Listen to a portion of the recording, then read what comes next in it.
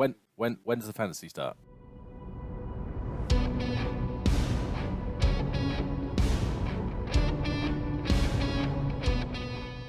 We are being pursued. The skorn are coming. They're the threat, not us.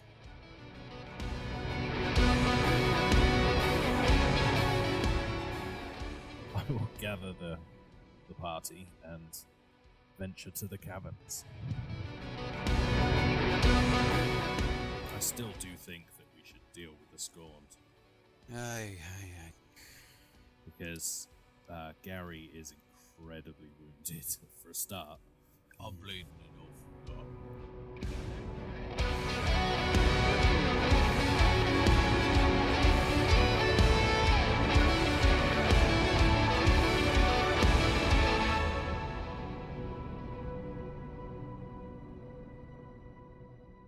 With Elias and his companions safely sent below to secure the caves, Malachi turns back to the gate. The ward would hold for a time, but would it be long enough? Edgar, the captain's boy, approached, his gloved hand outstretched with Malachi's hawk Vantis. The old man placed a roll of parchment into a tube on its leg and took the hawk onto his arm. "Now go," he said. "Be one with the wind and get word to Morgana. She is the only one close enough to help us." The bird launches itself into the air, and Malachi traces a sigil and whispers, "Fugo!" into the wind. Turning back to the gate, he hears the low rumble of the horde closing in. Soon, he thinks. Soon. And that is where we will drop into you guys. You're going to reach close to the top floor. You are on the stairs still, and I think you're going to have a quick short rest before we actually break out into the surface.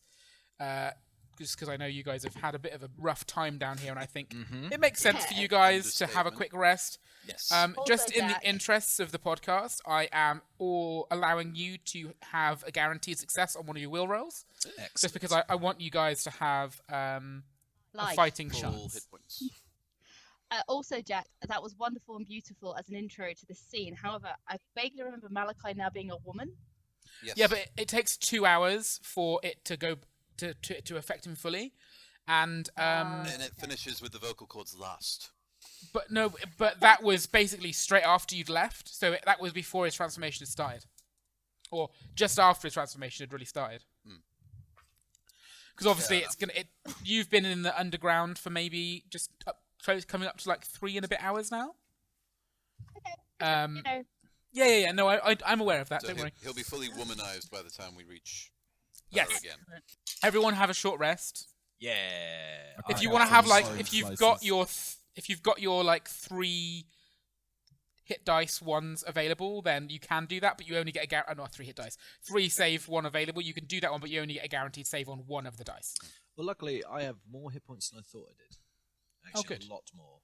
We must have done a short rest in there. I'm still. You had a crippled. short rest just after you fought the spiders. Yeah. Must have had one since then. Must. Oh, maybe you. Oh no, you had one downstairs when everyone was talking shit because you were bored. It's a real good thing I did, because now I'm at full HP. Nice. Actually, no, I'm on 25 rather than 26.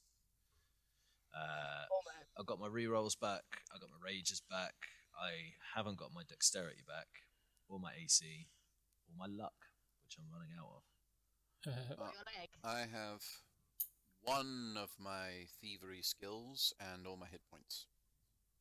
Cool. I got a spell slot and a luck point back. Awesome. I just got health. Yeah. Did I also got health. I was gonna say, did you get some for Bear as well? Yeah, because he needed it. Yeah, Didn't he? Bear is now fully healed, which is good because he was not looking like a happy kitty. Awesome. Cool. I have more exposition.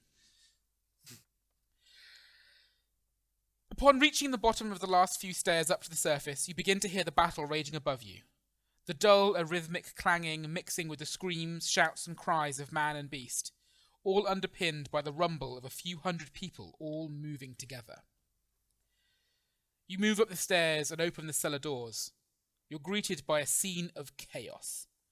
The gates have been breached. Skorn are pouring in, and the fighting rages across the fort.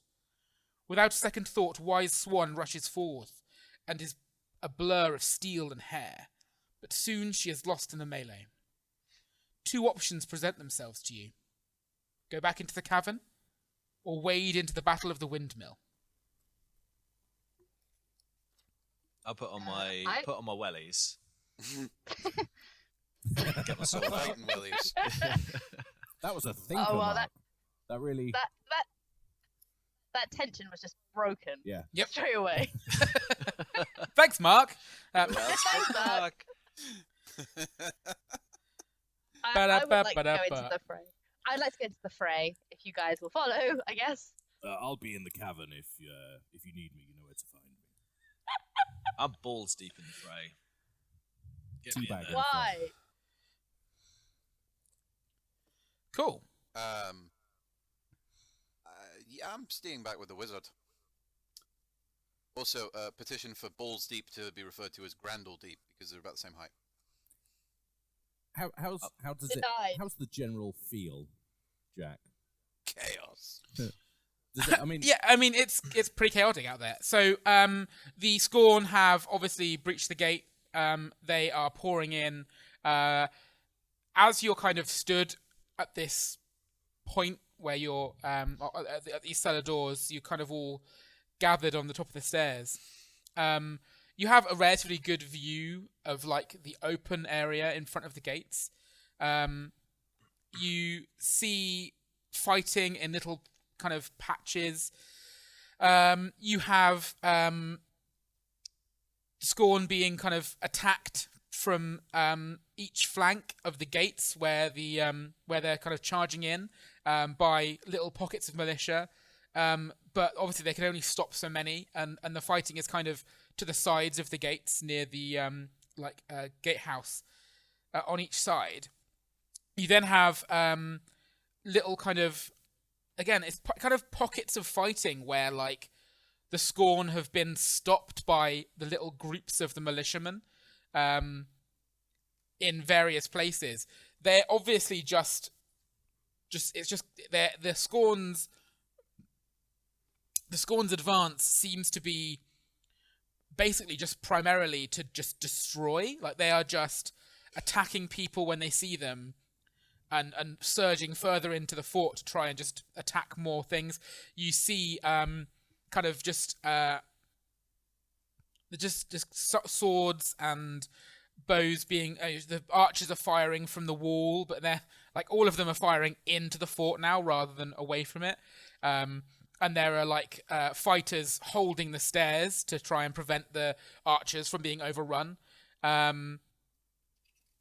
There are militiamen kind of trying to hold the main square where the market is.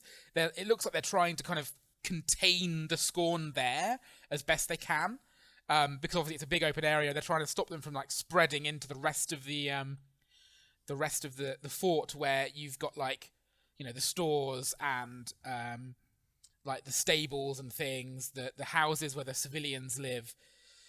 They're trying to contain them to that area as much as possible, which is kind of they're doing to a relative extent, but it does look like they're struggling.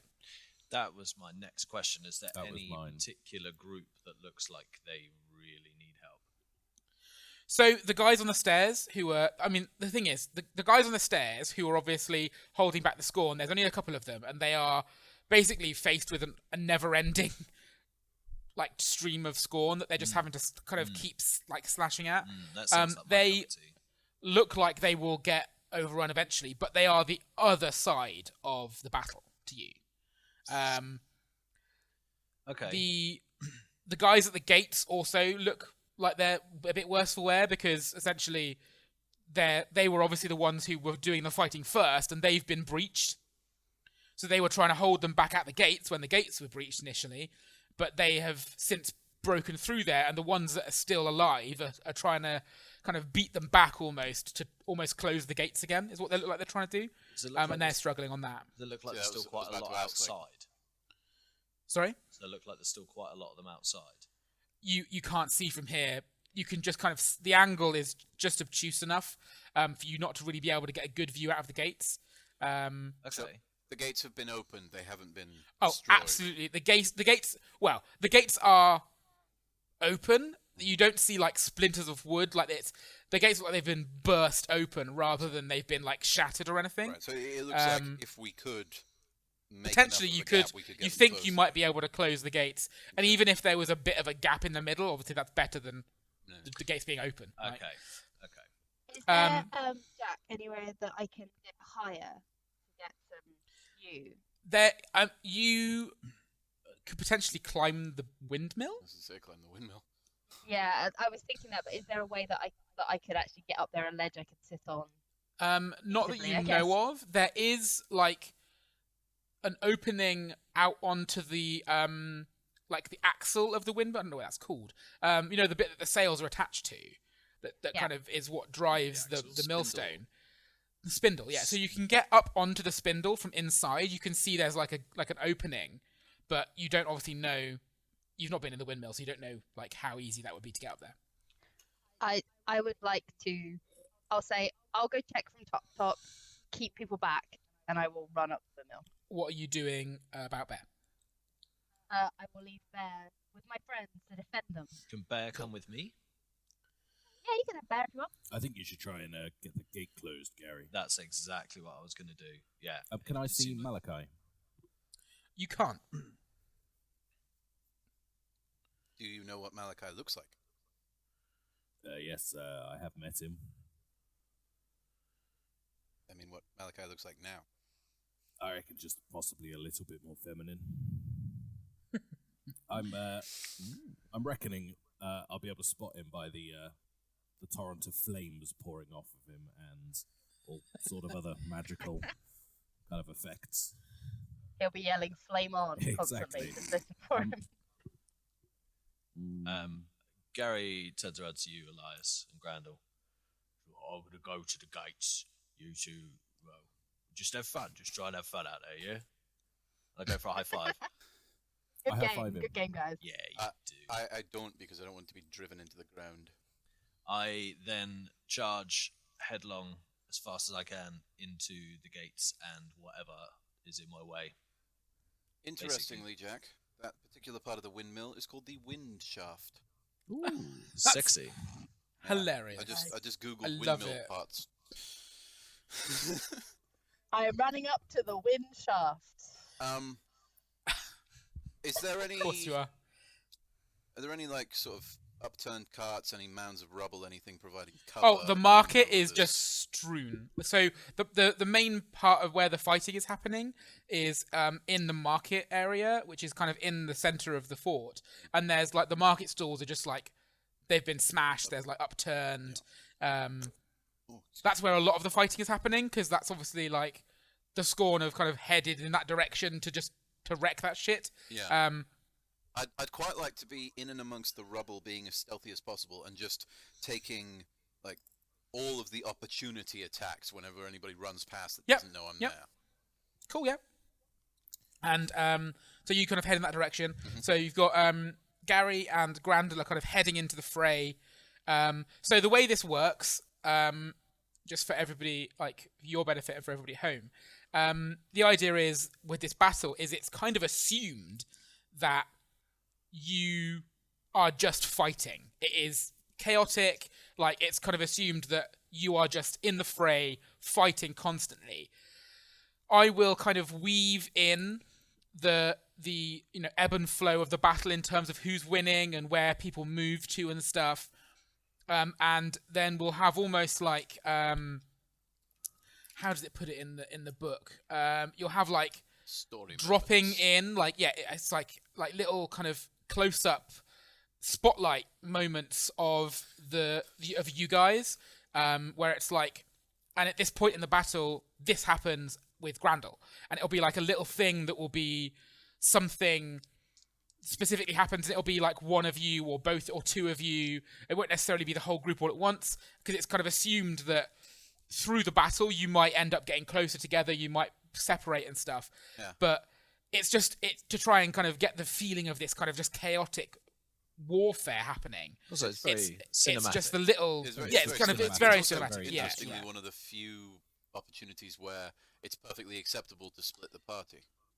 'Cause Yeah, normally, absolutely. Because big it's no-no. assumed that you kind of get pulled away from each other. It's really hard to stay by like kind of somebody specific in a battle. It is. And obviously Nyla, it kind of assumes that you will just be once you've gotten up to this wind shaft, it's going to assume that you'll be taking pot shots and you'll be shooting people, and then there might be a moment where you see something and you can have the opportunity to react to it, that sort of thing. Yeah, Proper I'm sniper. not great in melee combat, so this. Yeah, works it makes for me. sense for you to do that. Yeah. So Elias, what are you doing? I'm going to try and herd the non-combatants into the tunnel. Okay, so you're going to kind of head out and So try I'm and. still going to have to kind of head into the fray, but I'm going to take a Yeah. little bit more of a kind of passive support sort of role, trying to a rescue boy, if you will. exactly. So, like the wounded, you're going to try and help the wounded get back, and Yeah. any civilians you see, you're going to try and help them head towards the relative safety of the caverns. Yeah, but I'm also going to try and actually send, like, occasionally, like a couple of armed people with them. So Yep, makes sense. So they Remember- don't get overrun, that yeah, sort of thing. exactly, or get followed down into the tunnels, or Yeah. whatever. So that, and also Cool. for Malachi. Awesome. So you're keeping a weather eye out of him. Yeah.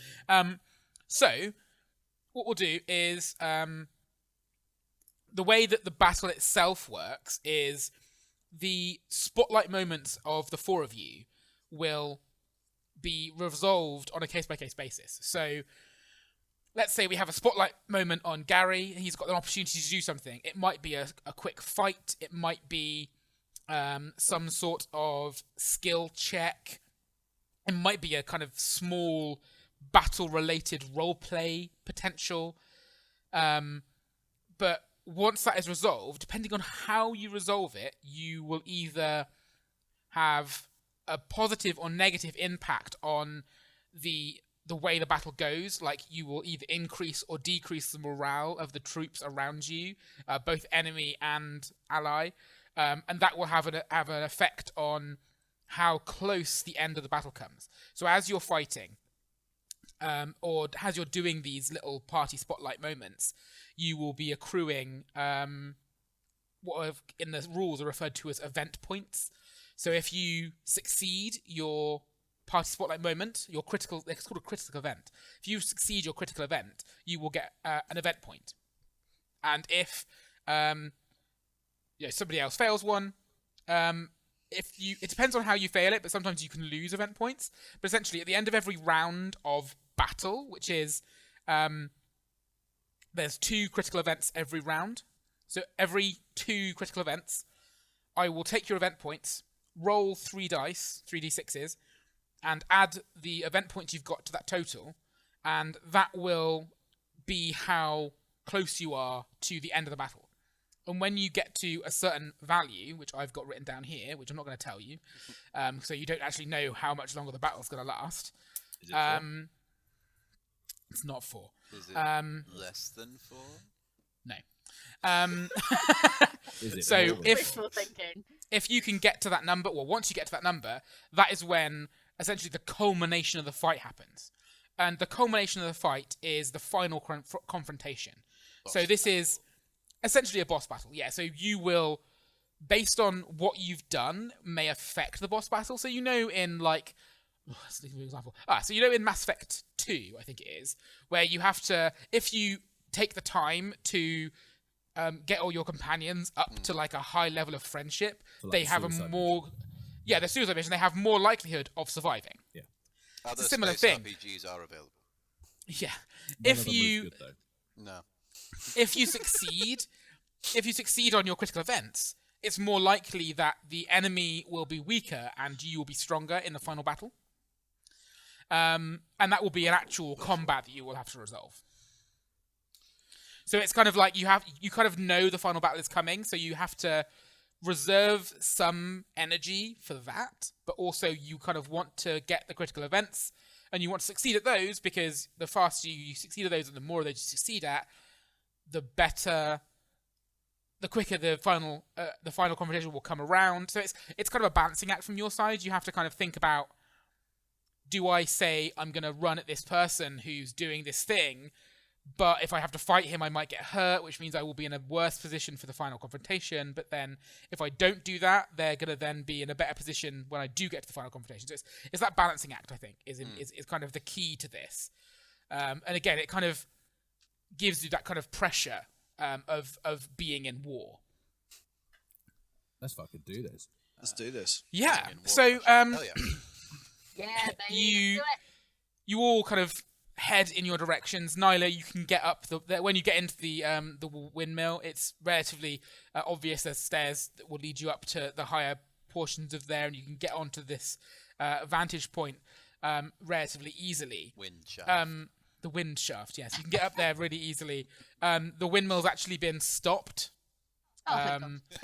That was one of the things that Malachi will have ordered, you think, just because it's unnecessary. So It's a very elven thing, though, this idea of Yeah. Nyla standing on this thing as it's turning. as it's turning, constantly shooting in readjusting between the and sails, shooting yeah. in Like a- between the sails. Like on a hamster wheel, Yeah, well, it's just like going around really slowly. it's like Legolas Or meets even just Pirates like- of the Caribbean, you know. On the one of the sails, just going round, like stood on it, like Very sexy. exactly.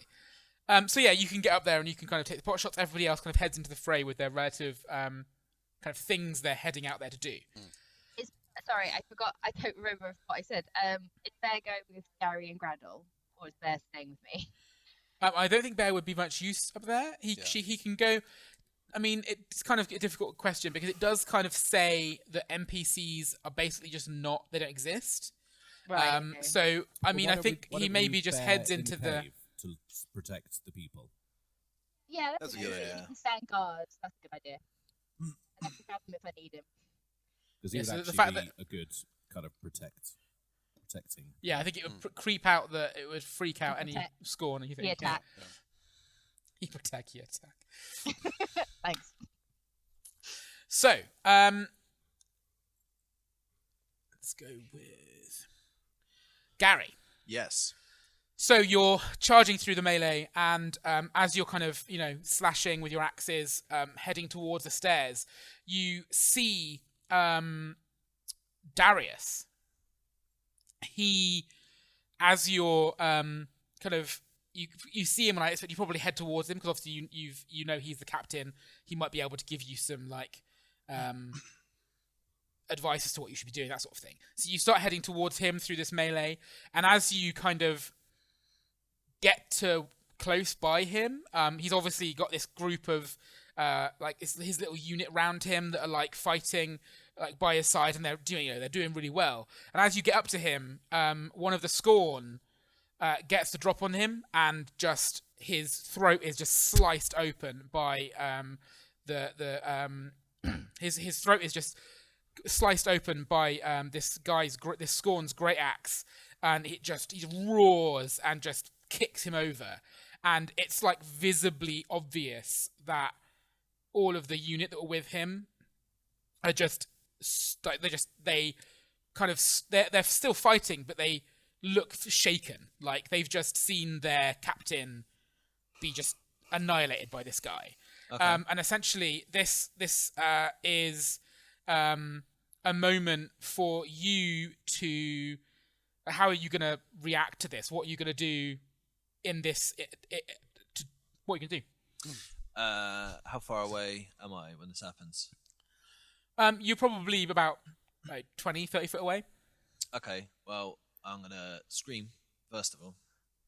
And then when I... Caw-caw! Yeah, basically, what I want to do Cry of the deep is... doo-doo bird.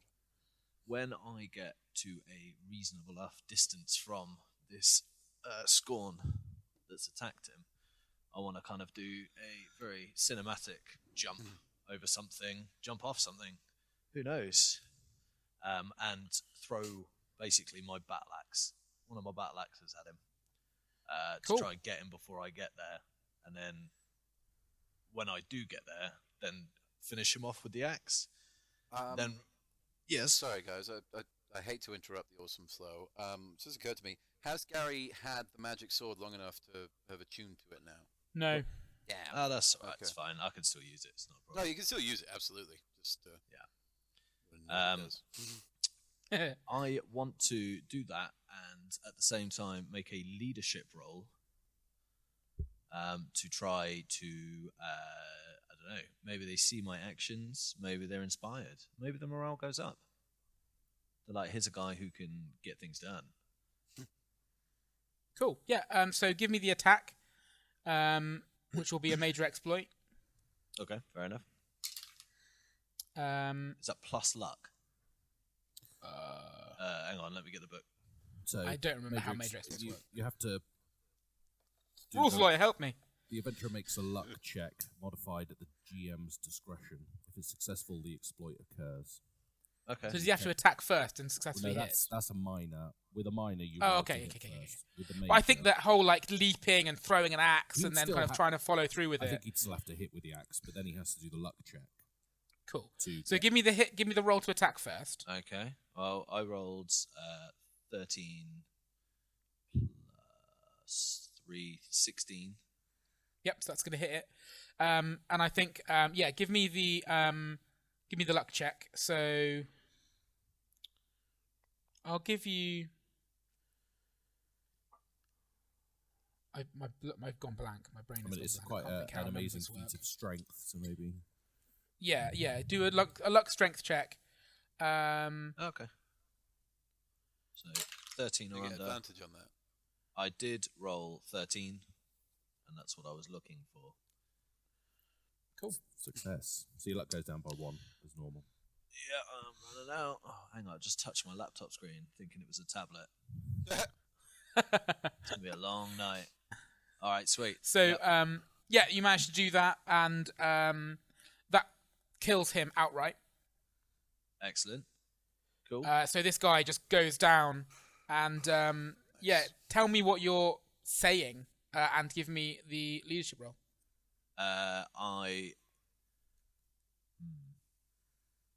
Or are you just relying purely on your feat of strength? Nah. When I get there, I'll kind of pull out the axe from the orc and turn around and say, Orc. What? On. Sorry, hang on. Lawyers are knocking at my door. Yeah.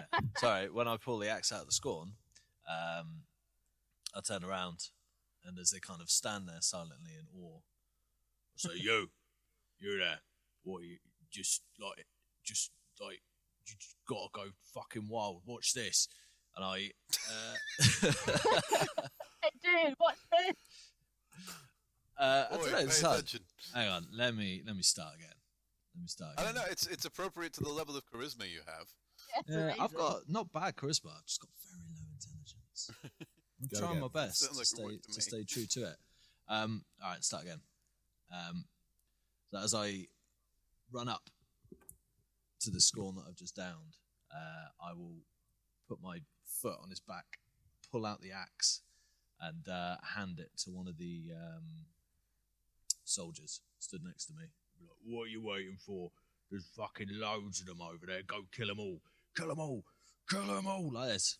And, yeah, drop the other axe, get my greatsword out, and just scream and charge through the soldiers and just keep going, basically. Cool. Give me that leadership roll. I'm gonna.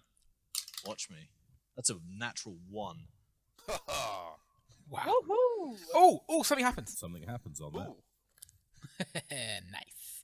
A sudden twist. Ooh. good. Maybe. So every time one of you has a critical of either kind, a 1 or a 20, make sure you tell me because something happens.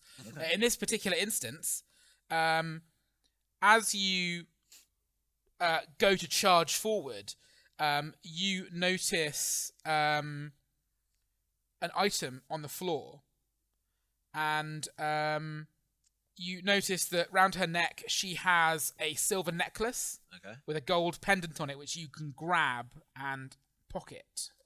Okay.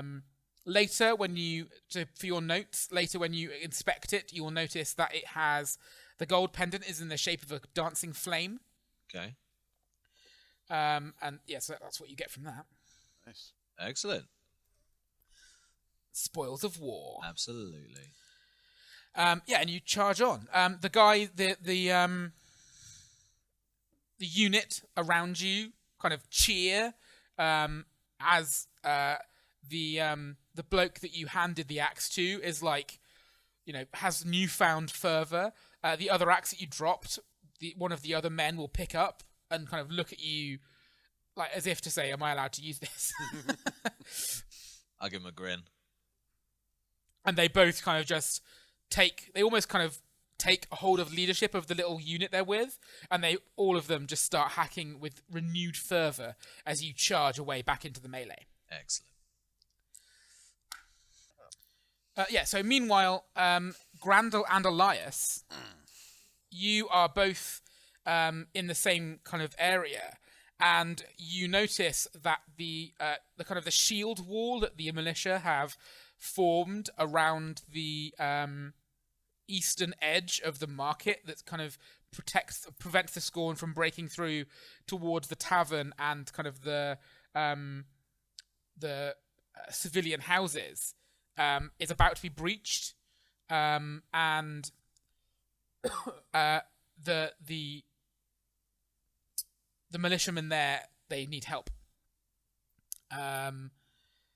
So you can essentially this is a combat opportunity.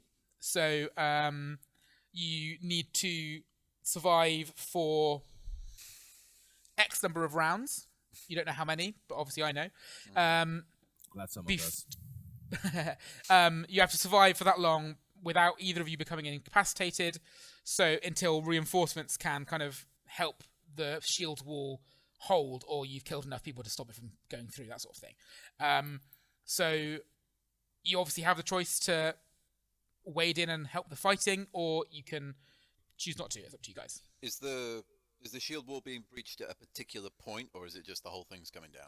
No, it is definitely like the skorn of kind of surging into a particular place, and it's like you're that's where you're kind of going to be holding the line. Is there any like debris that I could hide in around the entrance of where they're pushing through? Basically, So yeah, so what I'd like it's to do is, as they're coming through, I'd just like to sort of duck out of this thing and like slash their ankles. Then the next one goes past, slash his ankles. Next one goes past, slash his ankles, like that. cool. Yeah, so it's in the market bit, so there's like turned market tables and stuff. It's like the militiamen are trying to hold the line and obviously trying to push forward, and where they've tried to push too hard, they're in the threat of breaching.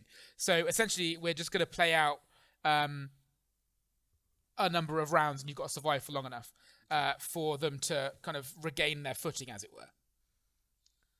Okay. So roll me initiative.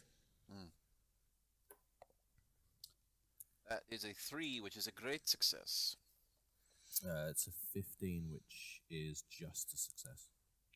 Cool. So you can go before the skorn. There are an almost an unending stream of skorn, pretty much.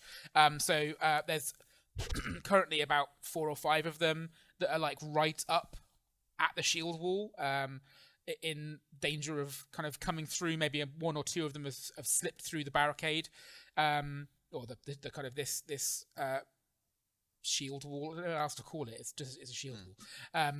So you've got like 4 or 5 targets, and you get to go first. Okay. So yeah, I'd like to hide myself, secrete myself in a pile of rubble somewhere Yeah, that's nearby. fine. We kind of assume that you're stealthed Already done because that. that's specifically what you said. Yeah, that's fine. Given that none of them have broken through yet, I'm gonna try just the nearest one I can see. I'm gonna shoot at it with my light crossbow. Cool.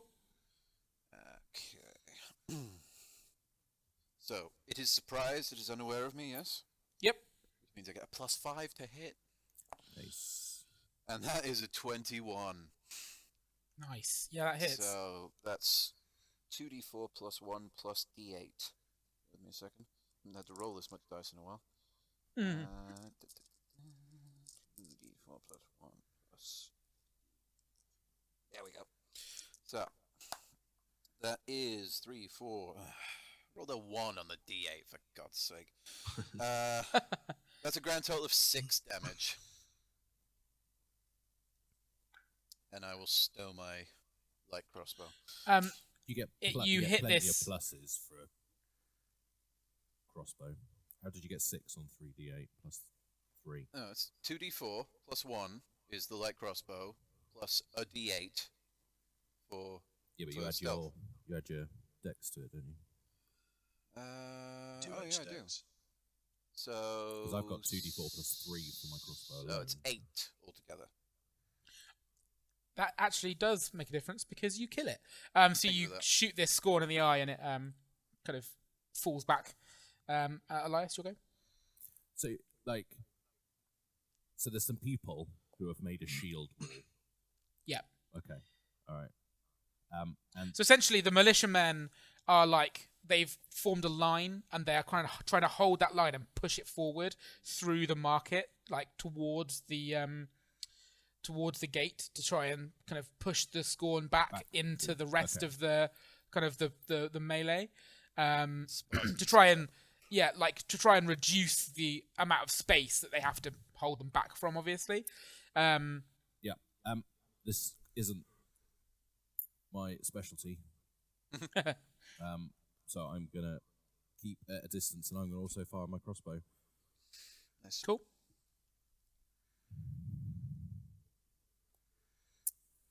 Nothing fancy, nothing magical, just a good old-fashioned bolt in the face. Yep. It's a 19 plus some 2, 21. What does anything happen on a natural 19 with a crossbow? No. Does it not? Nope, So a shame. yep, that hits. just does a fuckload of damage. So it's 6 plus 3, 9. Nice. Cool. You kill that one as well.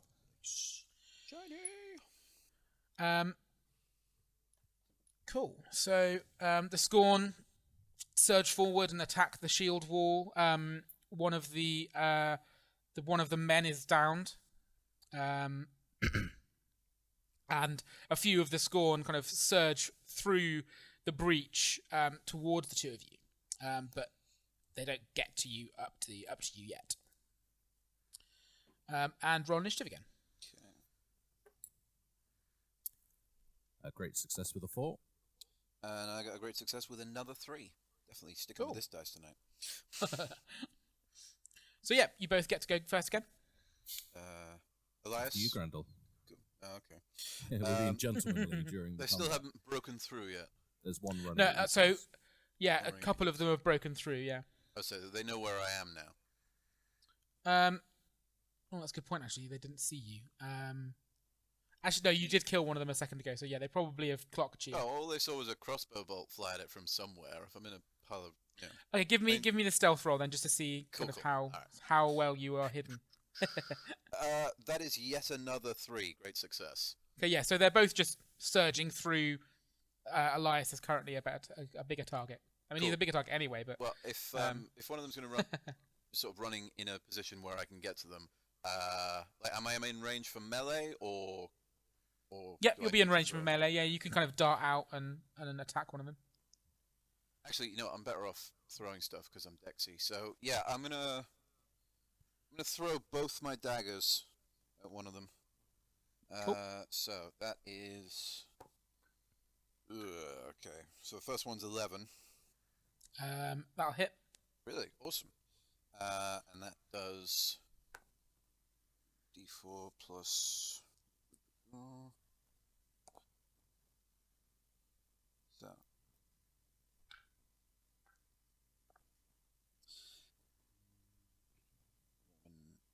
Okay, that's 11 damage. You kill it. Awesome. Then I will throw my second one at another one. Yep. And I got disadvantage on this one, so that's. That is a 9. Oh, that won't hit. Okay, fair enough. Cool. And then Elias. I'm going to pull my spear from my back, Ow. and I'm going to hurl it at the motherfucker charging me. Nice. Cool. But I'm going to try a minor exploit and throw it at his leg to slow him down. Oh, nice. Try and Give me that hit. It's a 15 plus 2. That'll hit. Oh, it's max damage. 7. Nice. Let's see how many hit points he has. It's in the bone. It's in the bone. Yep, you managed to hit this guy right in the leg. It kind of sticks right into his thigh, and you see as he kind of puts his foot down towards you, he crumples a little bit, and My looks intention pissed. was to not allow him to reach me this round. Yep, that succeeded. Sweet. So his turn is taken by yanking this spear out of his leg and just throwing it to the ground, and he kind of keeps moving towards you, but not quite, doesn't quite make it. I will remind him that that's my father's spear. so be careful.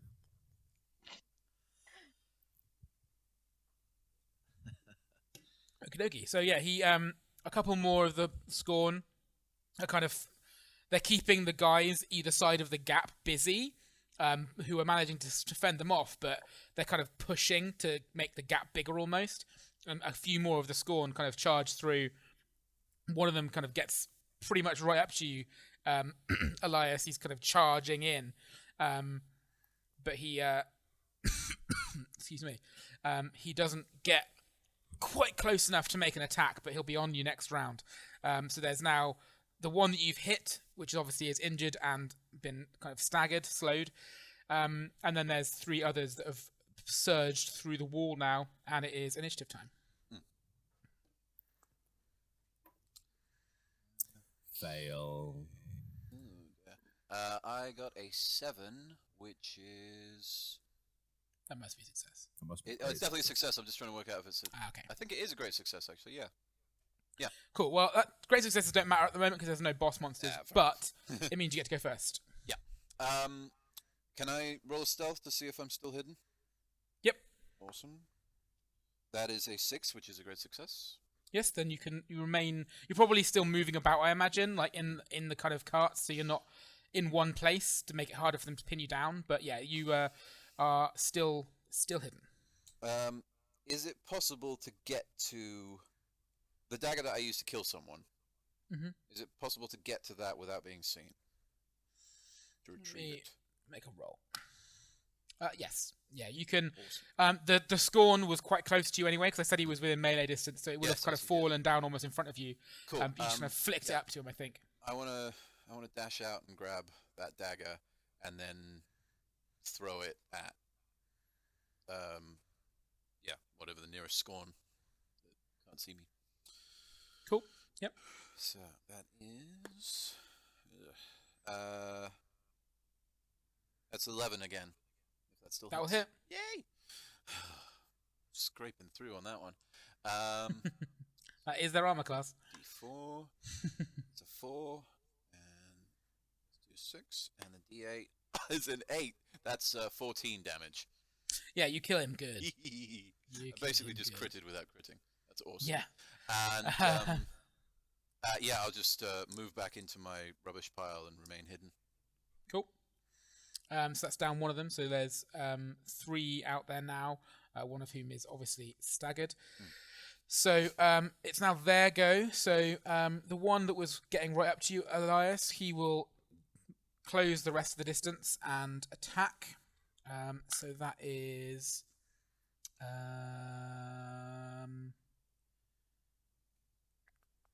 11. Fail. Oh, he misses. He's got a club and he just kind of swings it, misses. And then the other one who was kind of hurt by the spear will manage to get his way up to you as well, and he will also attack you. Mm-hmm. And he rolls 15. That's gonna hit. I mean, that should hit, but there's a flash of magical enemy as his club bounces off this invisible barrier. Ah, yes, because also that hasn't read out yet, has it? It hasn't. It has now. Nice. Yeah, it has now, yeah. My arcane aegis has triggered, and I've negated a physical attack. Cool. So yeah, that scorn looks real confused when his swing is like square on for your side of your head, and there's just this flash of energy, and it's kind of club just bounces off of nothing as there's this flash of light. Very cool. And that is their go. So there's 2 upon you, Elias, and there's 1 that's kind of just come out. No more have gotten to the gap yet. They are focusing on trying to make the gap bigger still. So roll initiative again. Oh, that's my go. Where's Oh, it's my your go. Apologies, I forgot your go. Elias failed, Hadn't so happened it's yet. you now. Ah. You can do your go. I look at my light crossbow, which doesn't have a bolt loaded in it, and then I peer around the skorn at the spear that I threw, which has now And left regret me- your decisions? Yeah, has now left me completely defenseless. Yeah, I've managed to keep hold of my axe, and that's it. That's why I went and collected that dagger. So what's in front of me? So I've got, apart from the skorn, what's on the other side? So you've got 2 scorn, Yeah. kind of up on you, and then there's another scorn behind him, and then behind them is kind of the fighting militia, How and far somewhere are in the the rubble. militia? So they are 35 about foot? 40 probably around that, because it took them more than 1 turn to get to you, so it must be around 35, 40 Awesome. foot. Yeah. And my spell won't hit them. I cast Thunderous Invocation Ooh. as I screech out a deafening blast of thunderous force. Nice. So it's basically a 15-foot wide, 30-foot long blast. And they need to do a luck con save. That is... But it hit the third one as well. Yeah, it hit all 3 of them. That is... One of them passed. One of them definitely failed. And the other one definitely failed. So you got 2 fails and a success. So the 2 that are on you failed, but the third one succeeded. Okay, so sweet as a nut. So that is 15 damage, save for half. And the ones that failed Their corpses fly backwards. are thrown 20 foot away from me. So these 2 scorn, well, the 3 scorn, the 2 closest to you just blast back from you. They're flung bodily away, kind of they're literally up in the air. And one of them hits the ground and his head is just split open on a rock. A spray of like blood and brain matter goes everywhere. The other one, similarly dead, just lands in a crumpled pile next to his companion. And the third one, he kind of manages to brace himself for the impact, but does not look very healthy. Is that one of the ones that's still in melee on me, or is that the third one? No, that's the third That's one. the one Yeah, that's he was further the one away. that survived. Yeah, Okay. so he doesn't look healthy. Okay, and then as a result of that, I roll on my dark and dangerous magic. Oh yeah. I got an 11. It's fine. Ah. Good. Aww, we were all disappointed. I like that. I'm really concerned that he's going to fail. Everyone who's not actually here is fine with it. Yeah. So, give me initiative One again. where he basically wants to kill everyone. Surely that's a good one for this. Yeah, I mean this might be a good one. That's true. So I got a 4, which is a great success. I failed again with an 18. Cool. So, Randall. Yeah, I would like to. So this third one that's remaining. There's still none more made it up to the shield wall. Yeah. Not yet, no, because obviously Cool. that was the previous round. No more made it up, but and you're going first. So So yeah, this one that's braced himself against the thunderous invocation. I want to charge up and stab him right in the back with my axe before he can get me. cool. Yep. Where he knows that I'm there. Now I had a quick look at the charge mechanics, so I get to run an extra 10 feet. So he's definitely going to be in range. I also Yeah. get an extra +2 to the attack, but I'm going to take advantage. Anyone who attacks me this turn Gets will advantage, have yeah. advantage against me. So, So you're essentially like you're breaking your stealth and charging in and attacking. well, I mean, if possible, I'd like to charge up kind of still stealthily, like so that he doesn't see me? If I can't do that, then that's fair enough. Yeah, I think that the charge mechanic is like the like the overrules. run in and like I was make just a imagining like super stealthy ninja speed run. I think it's that the kind of. reckless attack equivalent, isn't it? I think. yeah. That makes sense. That makes sense. Is he So in you could range if I either wanted you to- can if I you wanted can to get sneak into up on him? range. Yeah, he's within your range to go and attack him and get the stealth, or you can get the kind of No, I will extra, stealth him yeah. then. I'm definitely gonna stick with stealth. So yeah, I creep up right behind the scorn, and that is 17 to hit. that hits. Awesome. So that is 6. 2 plus 2 is 4. Plus D8. Another 2. So that's 6 damage. Yeah, so you kill it. Awesome. In that case, I creep like super stealthily right behind him, and then I just do a standing jump and decapitate him. Yep, absolutely, that's fine. Ah!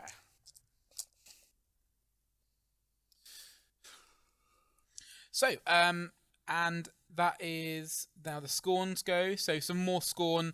Maybe 2 of them manage to breach the wall, but they make it kind of up to you, Grandel, but they don't manage to attack you because they've kind of obviously run in from the other side of it. Okay. And then it's Elias's go. I want to, as I'm advancing forward towards the spear, which I want to retrieve, I'm going to fire a bullet from my sling, from my gun. Oh, cool. Yeah, you can do that. A bullet from my shotgun, which I have just invented. That's a natural 1. Balls. Ow.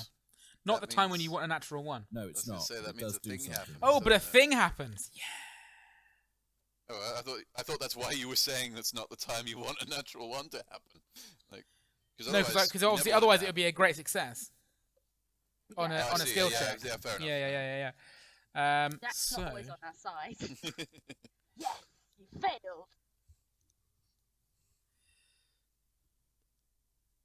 See, this is the thing that I do with my dice that LFG completely screws me over. I always put my d20s with the 20 on the top so that the atoms settle, and then it's more likely to land that way up. That's just But science. yeah, Yeah, right? absolutely. But obviously in the LFG that doesn't help me because sometimes you want the opposite. Most of the time you want the opposite. You Have have 2 2 dice. pools of dice then. You have your good dice and your bad dice, and you use them for different things.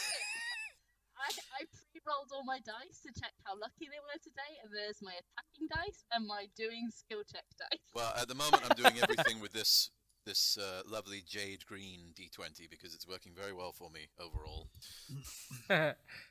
So, Elias, as you kind of head towards this scorn, as you head towards your spear, the sheer number of like the amount of debris and like bodies and stuff on the kind of the floor of the battlefield, they just start to kind of trip you a little bit. So you need to do a Dex acrobatics check for me. But you're really good at those, right, Elias? 7. Great success. Woo! Cool. So That's a you manage to hold your footing. You don't fall prone, and you can get to your spear successfully. I pick it up. Cool. And then it is initiative time. 14 success. 9 success.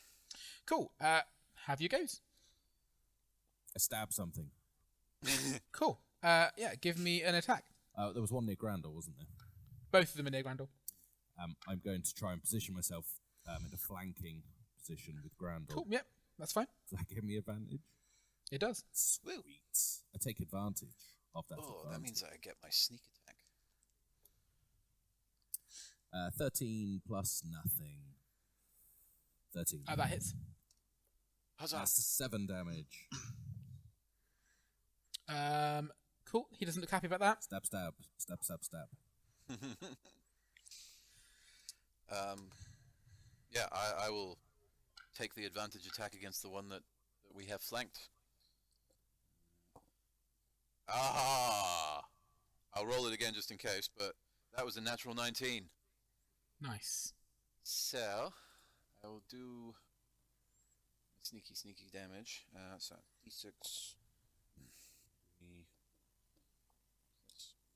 In the... Oh, no, that's fine. Okay, so that's 10 damage, and they have to roll on the injuries table. The injury he gets is dead.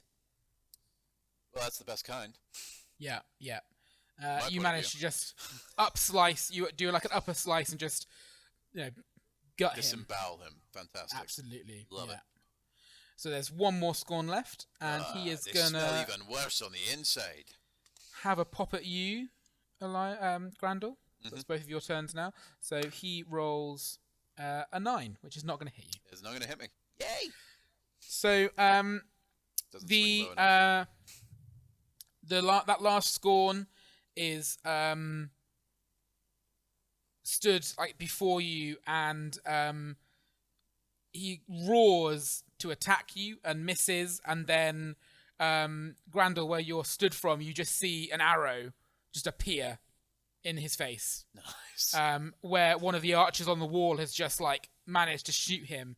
And you kind of, as this scorn falls away in front of you, you see this rain of arrows taking out kind of the bulk of the scorn that are charging towards the wall, which gives them just enough time to kind of regroup, kind of coop their losses almost, and like strengthen themselves and surge forward a little bit further, which allows for the wall to obviously shrink a bit, and the fighting continues, and you have successfully survived the Randall, hold the line. covered in scorn, blood, and guts, where he's disemboweled this guy, just looks towards the archers, raises his light axe in the air, and goes, "Yes!" Nice. And that is the first round of the battle. Well done, guys. We lived. I did Where's nothing. Nyla's death?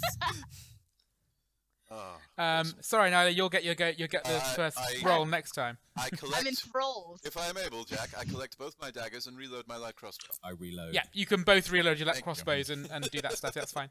Could you kind of then just go back into the melee again? I suppose is kind of the way that works in terms of story, or the battle at least. I have rolled the dice. You have not found enough footing to finish the battle, unsurprisingly, seeing it's around the first round, and then something else happens.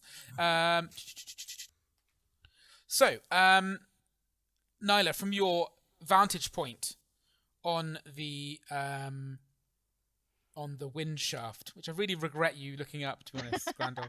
Happy to help. It has to be accurate. we Jack. do, yeah, I mean, and that's if- what people tune in for. This is Yeah, low it's fantasy. Low You fantasy don't want it to game. be... Yeah. Yeah, The exactly. realism, that sense the of... realism.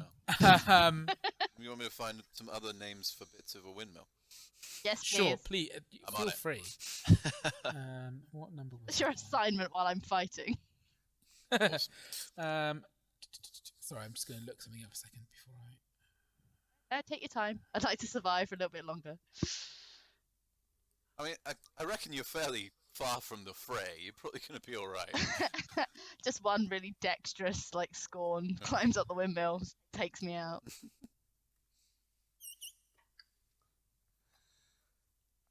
What the fuck did you guys just... Oh, that one. Okay, fine. I couldn't work out where it was you just did.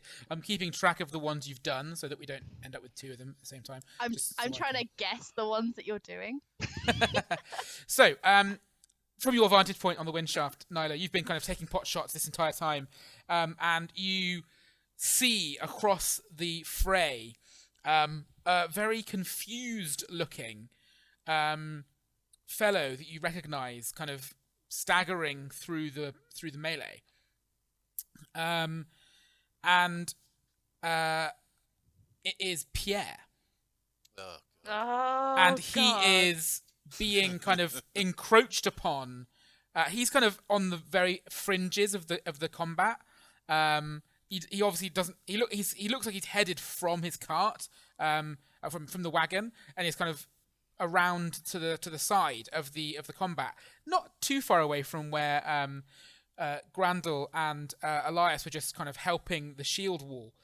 And you see him, and there are 2 or 3 scorn who have managed to kind of breach somewhere else or have come round the other side of the stable or something that are kind of sneaking up on him almost. Like, he is obviously not with it. He's not well. He's obviously got his eye injury quite bad still. And he's not 100% recovered from that. And these two Skorn are heading up towards him, and they think they're going to be there pretty quick. What do you do? I mean, of all the people to rescue Pierre, the person who likes him the least. I'd argue that point with you about Grandel. Yeah, I'd argue that point about Elias. That's a pretty hotly contested position. I had the feeling that you guys loved him, and it was just me who hated him, but sure. No, don't get me wrong. As you know, Johnny fucking loves him. He's brilliant. Grandel cannot stand him. I think Nyla and Bex are in, like, complete agreement. Sorry, I can't count. I rolled 2 dice and I looked at the wrong 2. It's 3 Skorn, not 2 Skorn. Oh, God. Okay. How far away is he from me?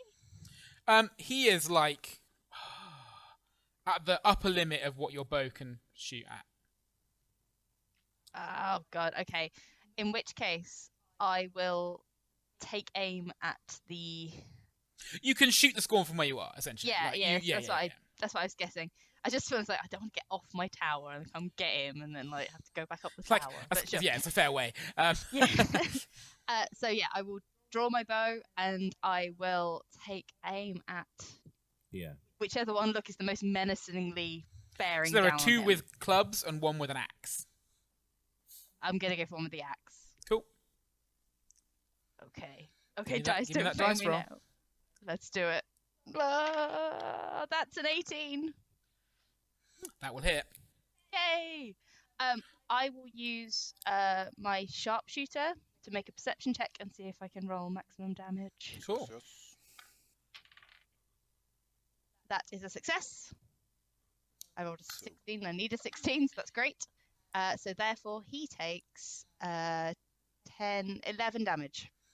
Oh, that's exactly what you need. I literally just rolled their hit points. So yeah, this arrow just flies like across the battlefield and just thud straight into this Skorn, and he just drops to his knees and like slumps to the side. And the other 2 Skorn, who are kind of either side of him, are just like, they just look around like, where the fuck did that come from? Like, not Elias. He's not there. And Pierre also is like, what the fuck? And he turns and sees these 2 Skorn approaching him, and the third Skorn kind of slumped on the floor in front of him, and he Do the voice. Shits himself. panics a little bit, and obviously you can't hear him because you're so far away. Thank God. But if we could hear him, what would that sound like? Ah, well, What it's do hard the to know, Skorn isn't hear? it? That's what we want to know. And do they instantly die from Yeah, hearing him? like they're deafened for a round. So, he pulls out because he's still got all his gear on him and stuff, obviously, and he picks up the crossbow he kind of has at his belt, like the light crossbow he has like hanging off of his side, which he's kind of had this entire time, and he obviously has used it once, and he kind of starts fumbling, trying to kind of load it, obviously panicking, and the Skorn advance, and we're going to roll initiative for the next one. Okay. Incidentally, the mechanism for raising bags of grain on the interior of a windmill is called a sack hoist. Thank you. Imaginative. You're a sack hoist. What? Your mum's a sack hoist. Oh, My mum is a lovely woman. You take that back. Nice. All right, I take Do you it ever back. Are you saying sack hoists can't be lovely women? I'm I not think aware. I think they're saying that lovely women can't be sack hoists. Yeah. Like sack hoists can Is be that lovely like- women, is but not vice versa. I'm Is just it offended one that of those Eskimo Inuit things? he's just insulting my mother without even meeting her. Yeah. That's, Yeah, that's fair what enough. I'm Yeah, most at least meet the Which is woman why I first. took it back. You know. You know, it's fair. You can call her what you like after you've met her. You've formed your own opinion. I like the idea that that's your scale there, is that like Yeah. meet her first and then call her a bitch. Like, I love my mum. until you've met her, like I love my mum. She's great, but she's not perfect. So like, Fair. if you legitimately have a grievance, then sure. Fair enough. No, that's the best way to be. Thank you. I got a Sackhoist. success. What did you get? Sorry, Nina. I got a success. I rolled a 13. Cool. So did Pierre.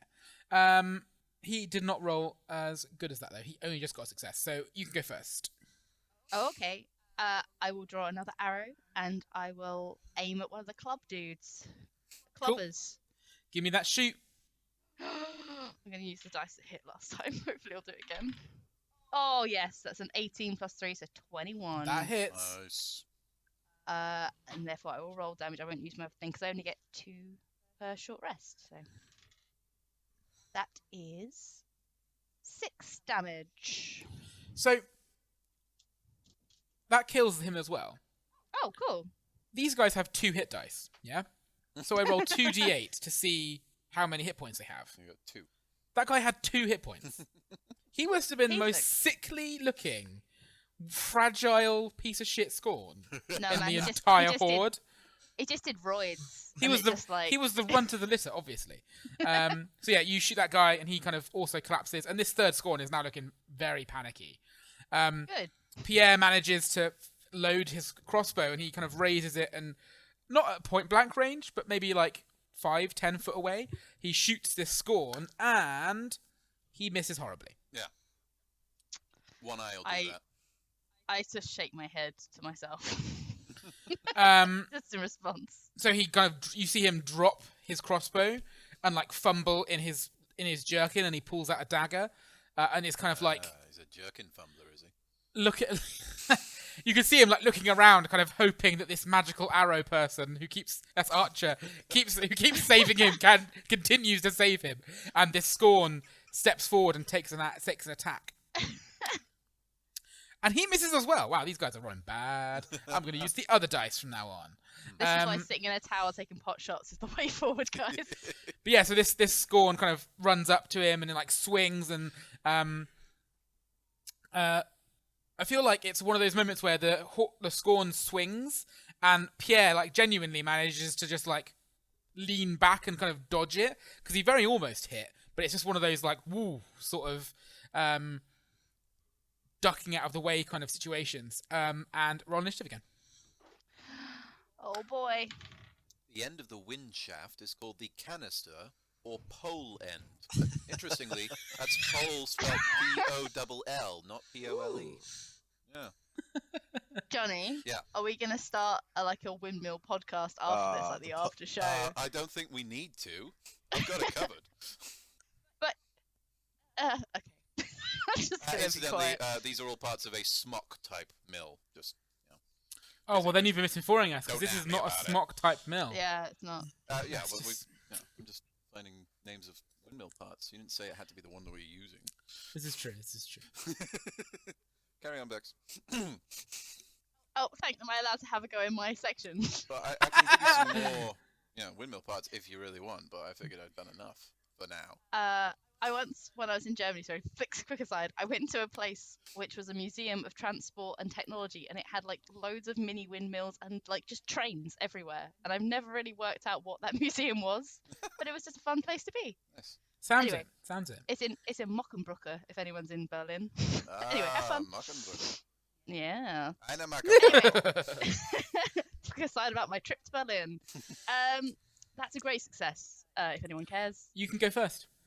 Oh, I thought Whoa. you meant the trip to Berlin. Sorry. It was a great success. Success.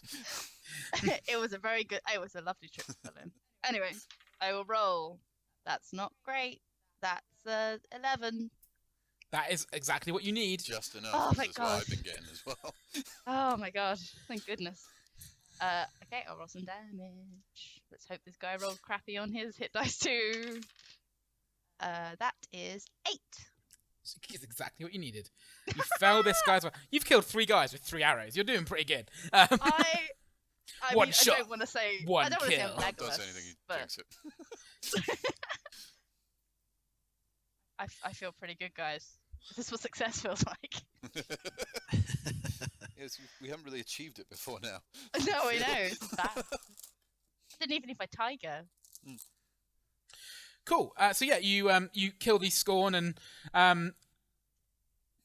Pierre is like just kind of gingerly steps over them, and you see him kind of looking, trying to get into one of the buildings nearby to hide. Can I like do a whistle, like a really loud, like putting my fingers in my... I can't actually do it in real life, but you know that's. I know what you mean. Yeah. Yeah. To try yeah, and get you his can. attention. Give me some sort of roll. Would you like to One of tell them. me which one? Because I'd like to say Dex because it's like my biggest, but I get that's not going to be it. Yeah, it probably isn't going to be Dex. Maybe Give animal me. lore to do the sort of whistle that is the most I mean, that loudest would of all also the be bird good. whistles. Caca! Yeah. Um, The cry of the deep doo-doo bird. I don't even know what that would be. Sleight of I mean, hand. I mean, I don't want to say performance or anything, but You know what? because that's my lowest stat. You but- can just you can whistle loud. I'll just see whether or not he notices. It's Yeah. a better way of I doing can it. do a perception. Yeah, he got a quite good on his perception. So he kind of hears the whistle and looks up at you. I want to like point to where the entrance to the safe place is and tell him like to go that way. Yeah. Just be like down here sort of thing. Yeah, He yeah. he kind of looks around from side to side and kind of scurries in that direction, like kind of keeping low and trying to stay out of the way. Perfect. Cool. And then I did it, guys. Well done. done. Well done. Success. Just think how much cooler that would have been if the windmill was moving round. This is true. This is true. Like every time the sail moved in front of you, you were just like, "Phoom," and then it like, "Phoom." Yeah, I want to like Douglas Fairbanks, Errol Flynn down it at some point, but we'll see if we Yes. get there. Nice. In that case, screw what I said. I'll edit it out. It's definitely moving. It's way more interesting. No. Okay, fine. It's not. I'm not gonna say it's moving quite slowly. You can stay on it. That's not a problem. But yeah, let's say it's moving because it is cooler. It's a much cooler, like imagery. I'll edit that in. Look how cool I am, guys. Says Yeah. Nyla. To no one in particular. to just herself. She's like, I'm To fucking anyone that'll cool. listen. Hey guys, look how cool I look. No one will. Okay, great, Nyla. No We're one fighting. can. No one's so... there. Can everyone roll me perception, please? Not you, Nyla. 6. 2. Great success. 10, which is just a success. Cool. So the ones that got great successes will be involved in this one. I did.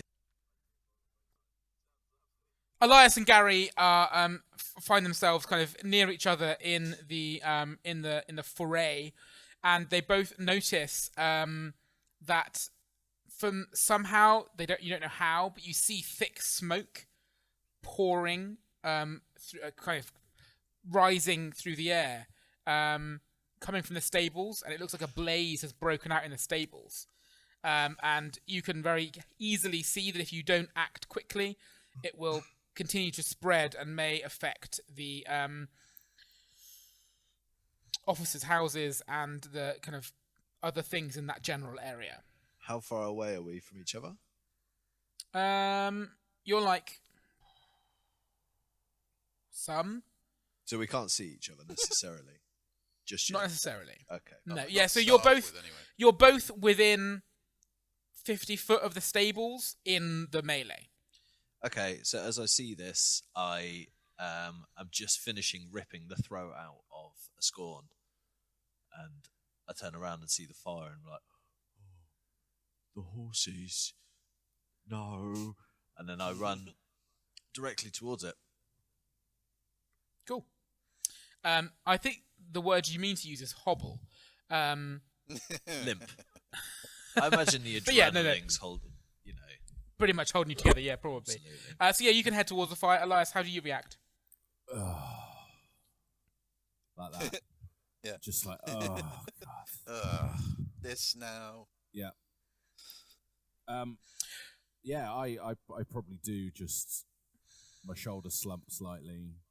This just seems just unfortunate and typical.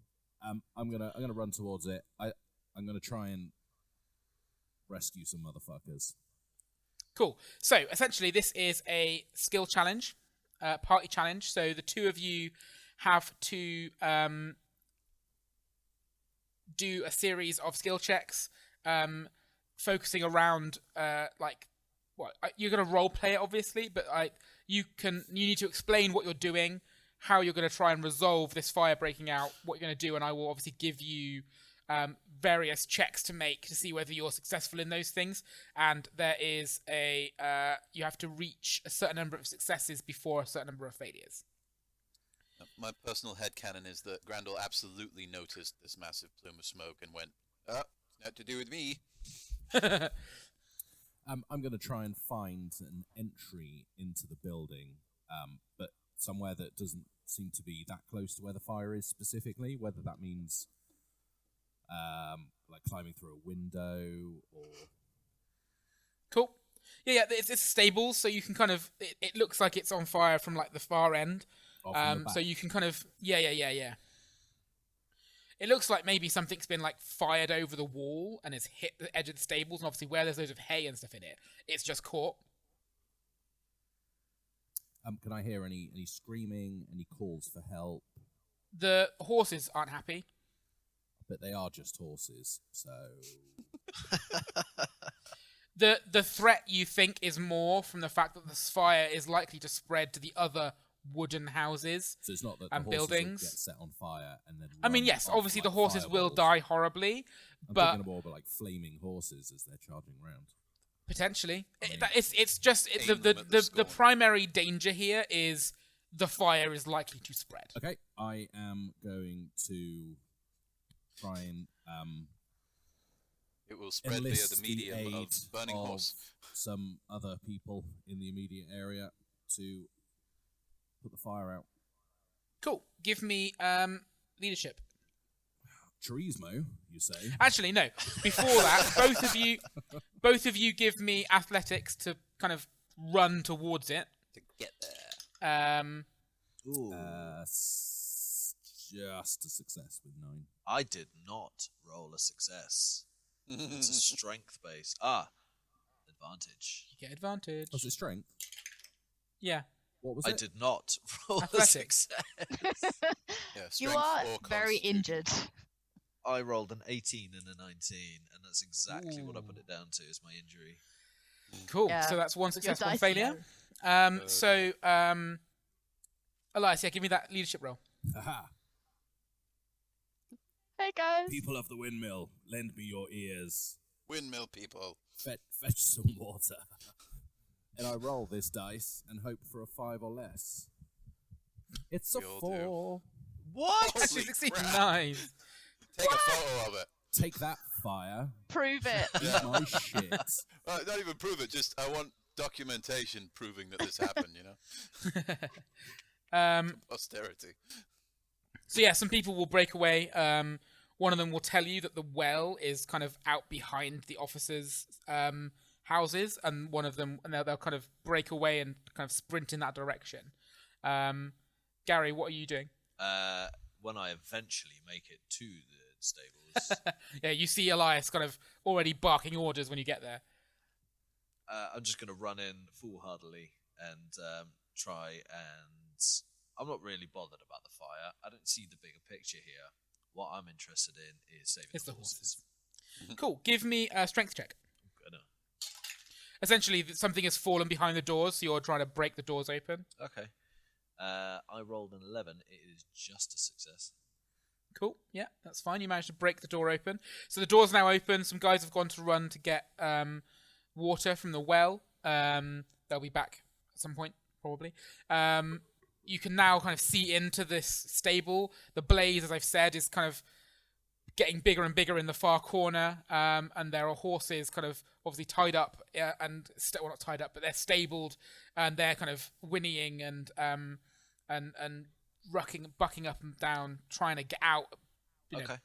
smashing against the walls and stuff in panic. So basically, I just want to kind of like open all of the little gates to each stabling and just slap them Yep. on the arse and get them to run out. Cool. Give me so first give me animal handling, because you can open the gates fine, but animal handling is kind of I do have You know, animal almost- law. That one. There isn't that- an is that what it animal is? handling. Yeah. Yeah. oh yeah, sorry, animal law then. Yeah. Animal behavior. Yeah. So I give get- me that. I get disadvantage. Let's see if I can roll below a 5. Let's see. I rolled a 5 on one, but a 16 on the other, so it was close. total failure. So these horses, you kind of slap them on the arse to kind of get them to head out, but they're just too panicked. They almost just they do start moving out of the They do start moving out of the stables, but they're like, kicking things, and one of them really badly smashes one of the kind of support pillars. Right. And that looks like it's kind of made the roof look less stable. Elias, what are you doing at the moment? I'm going to go get some water from the well. Cool. Give me another athletics to run there. It's a 9, which is a success. Cool. Just. Gary, still in the stables. The smoke's starting to get hold. Give me a con check. That I can do. Oh, good lord.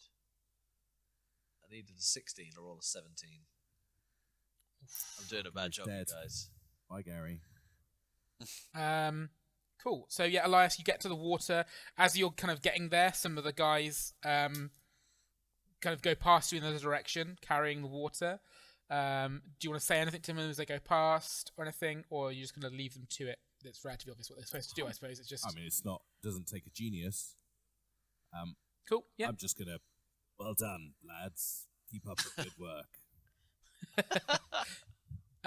Cool. Give me a strength check for getting the water out of the well.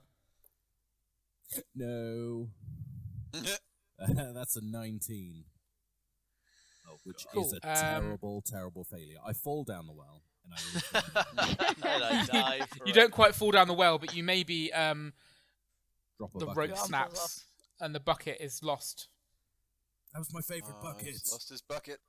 So now, unless you kind of reel the what's it called? Bucket? Rope back up, you'll have trouble getting more water out. I just carry like a cup full in my hands.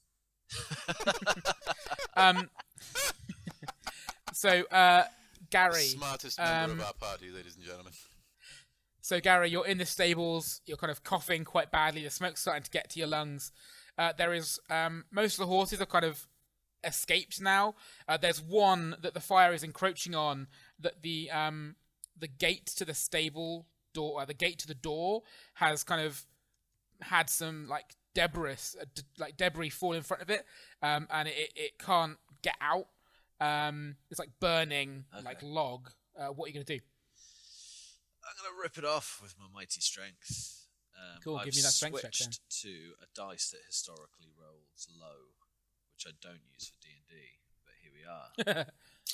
This is only episode like 9. Natural 20. And you're just choosing it now. Well, I rolled advantage on Is the it group. double 20? It's not, but it's not far off. It's 2 19s. Oh my Jeez. god, Mark. Bring that dice to D&D on Monday. Yeah, I know, right? I'm rolling very high, just normally. So, that marks the last failure that you were allowed to get. Sorry, John. How am I to deal with this? Give me a d6, Mark. Odds, strength, evens, con. Odd. You lose a point of strength. What? Elias, give me the same roll. Go with your lack of dex. 1. Odd. You lose a point of strength as well. Who needs strength? It's overrated. And as you manage to get out of the barn, Gary, you kind of see the three men that Elias had managed to convince to get the water rush in to throw the water on it as that kind of support beam collapses and they are crushed, and this inferno just explodes out and sets light to the buildings nearby. Well, I feel terrible. Did they get the fluid from the paraffin well? Was that the problem? When I say explodes, obviously it's like the rush of air It's causes the only one that like still had a a bucket.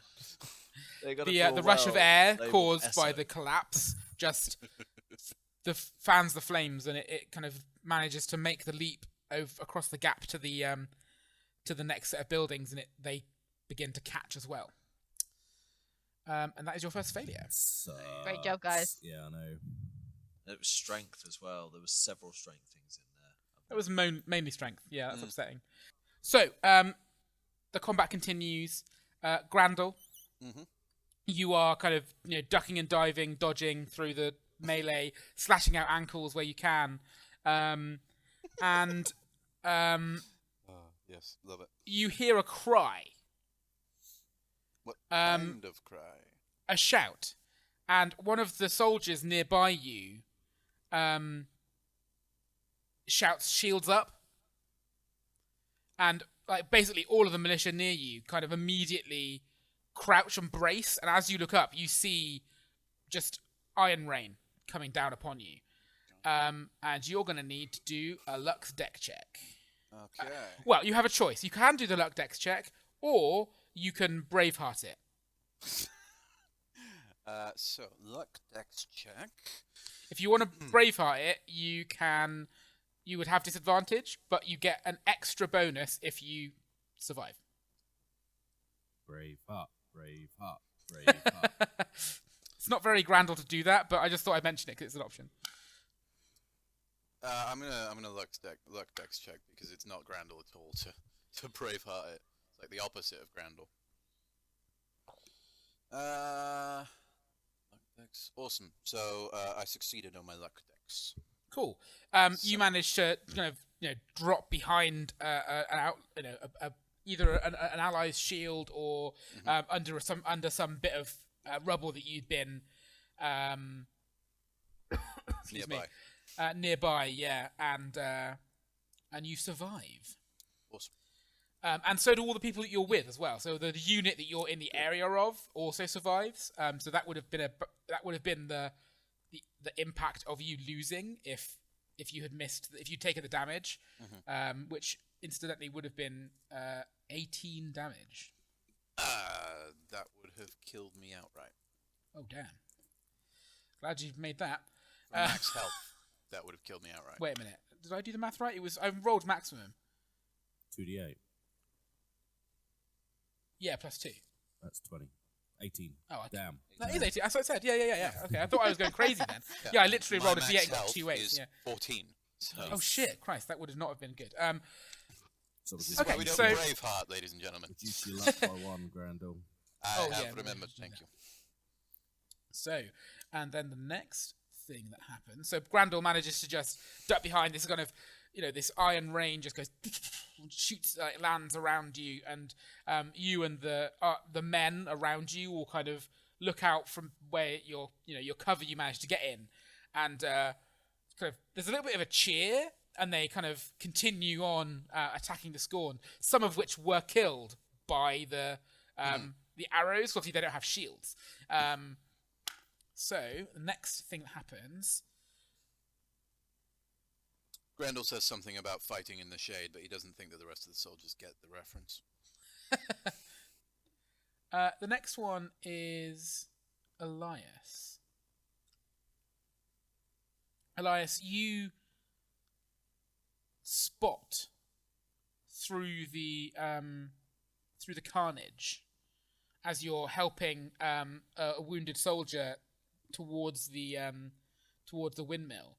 You see a ring of skorn just kind of stood completely still in the center of the battle, just like slashing at any enemies that come near them. And as you kind of look towards them, you see a skorn that is. She looks like she's like really like much older than the skorn you've seen. She wears this kind of fur cloak draped over her shoulders, and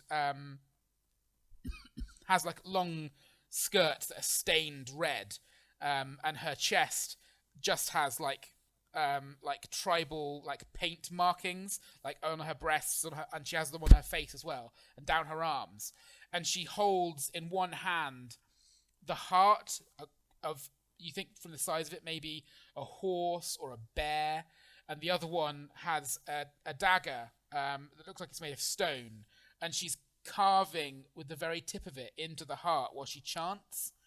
And you can do fuck yeah, all you about see, it. you see that beginning to happen.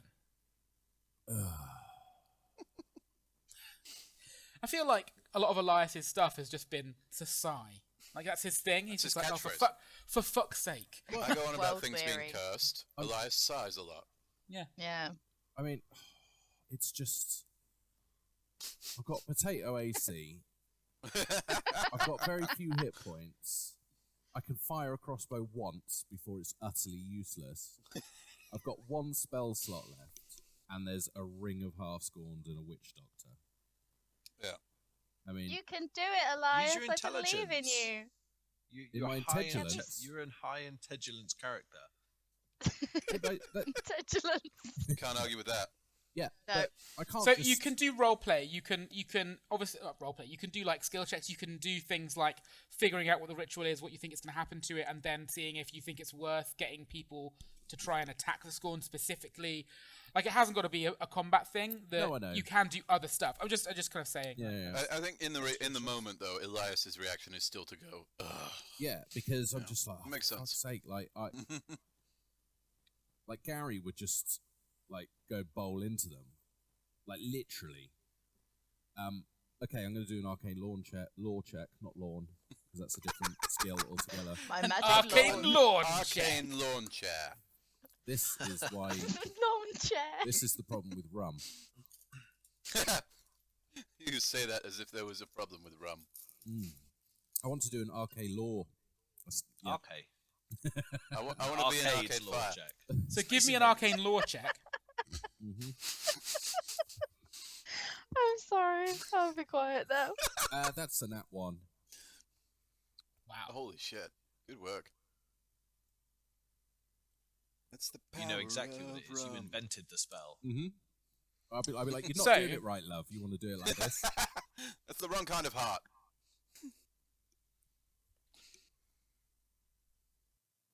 Oh. So she is attempting to cast the spell Melt Crag and Ridge. Doesn't sound good. God. What does that do? What's the worst law That firm creates a 300 by 300 foot area around her, becomes a deep mire that reduces movement to 1/3 normal. Creatures have to make a luck dex check or be rooted in place until broken free. Essentially, she's trying to bring the entire battle to a standstill. I just want it on record that I appreciated Johnny's joke there. Thank you. I didn't hear it. What did you say? I heard it. I didn't. It's hear very it. good. You said, can you repeat the name Oh, of the the law spell? thing. Yeah. Sorry, no, I did hear that. I just Yeah. Worst kept law on firm reading. ever. Sorry. Melt, Yeah, it is. Crag and Spire. Crag and Ridge. Associates. Melt Crag and Ridge. Associates. Carry on. What happens with my nat 1, Jack? You know. No, I think Exactly. No, there's a battle thing. Oh shit! I forgot about that. Thank you for reminding me about this, guys, because I've been terrible DM today. That was a good nat one. You've been a great DM, Jack. Thanks. Jim. Good work, Jim. You're my favorite DM, Jim. Better than that Jack guy we normally have. God. Oh dear. I think most of my audio for today has just been me laughing at you idiots. I love it. I ran out of windmill parts ages ago. Sorry, you're still doing fine. But yeah, the I fun like the hasn't fact that stopped. ages ago Jack said Duck Lex, and now all I can think is like I Duck, noticed that as well. Duck Lex Luthor, and it's just like that's amazing. I need to But that's make my a brain. Duck Lex check. I know.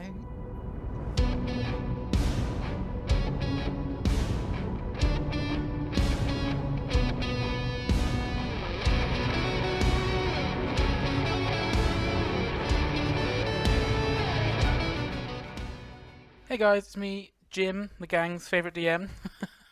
Welcome to another episode of Nothing Invented, Nothing Gained. Hope you're enjoying this episode.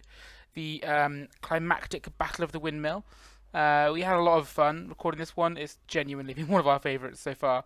We really want to hear your thoughts about it as well, so get in touch. I know I ask you this every time, but get in touch on all social media, Twitter, Facebook, Instagram. Make sure you use hashtag Nancast. We really want to hear from you, and this one particularly would be a really cool one to get some artwork done by all of you. I know there must be some artists out there that listen to this, so get your pencils out or whatever it is you use. Next episode will be coming to you on the 8th of May, in a fortnight as usual. Looking forward to speaking to you then. But for now, that's actually all I've got to say, so I'll let you get back to the battle. You can find out what sudden twist Elias has just triggered, and how the battle unfolds. So I will see you next time. Bye.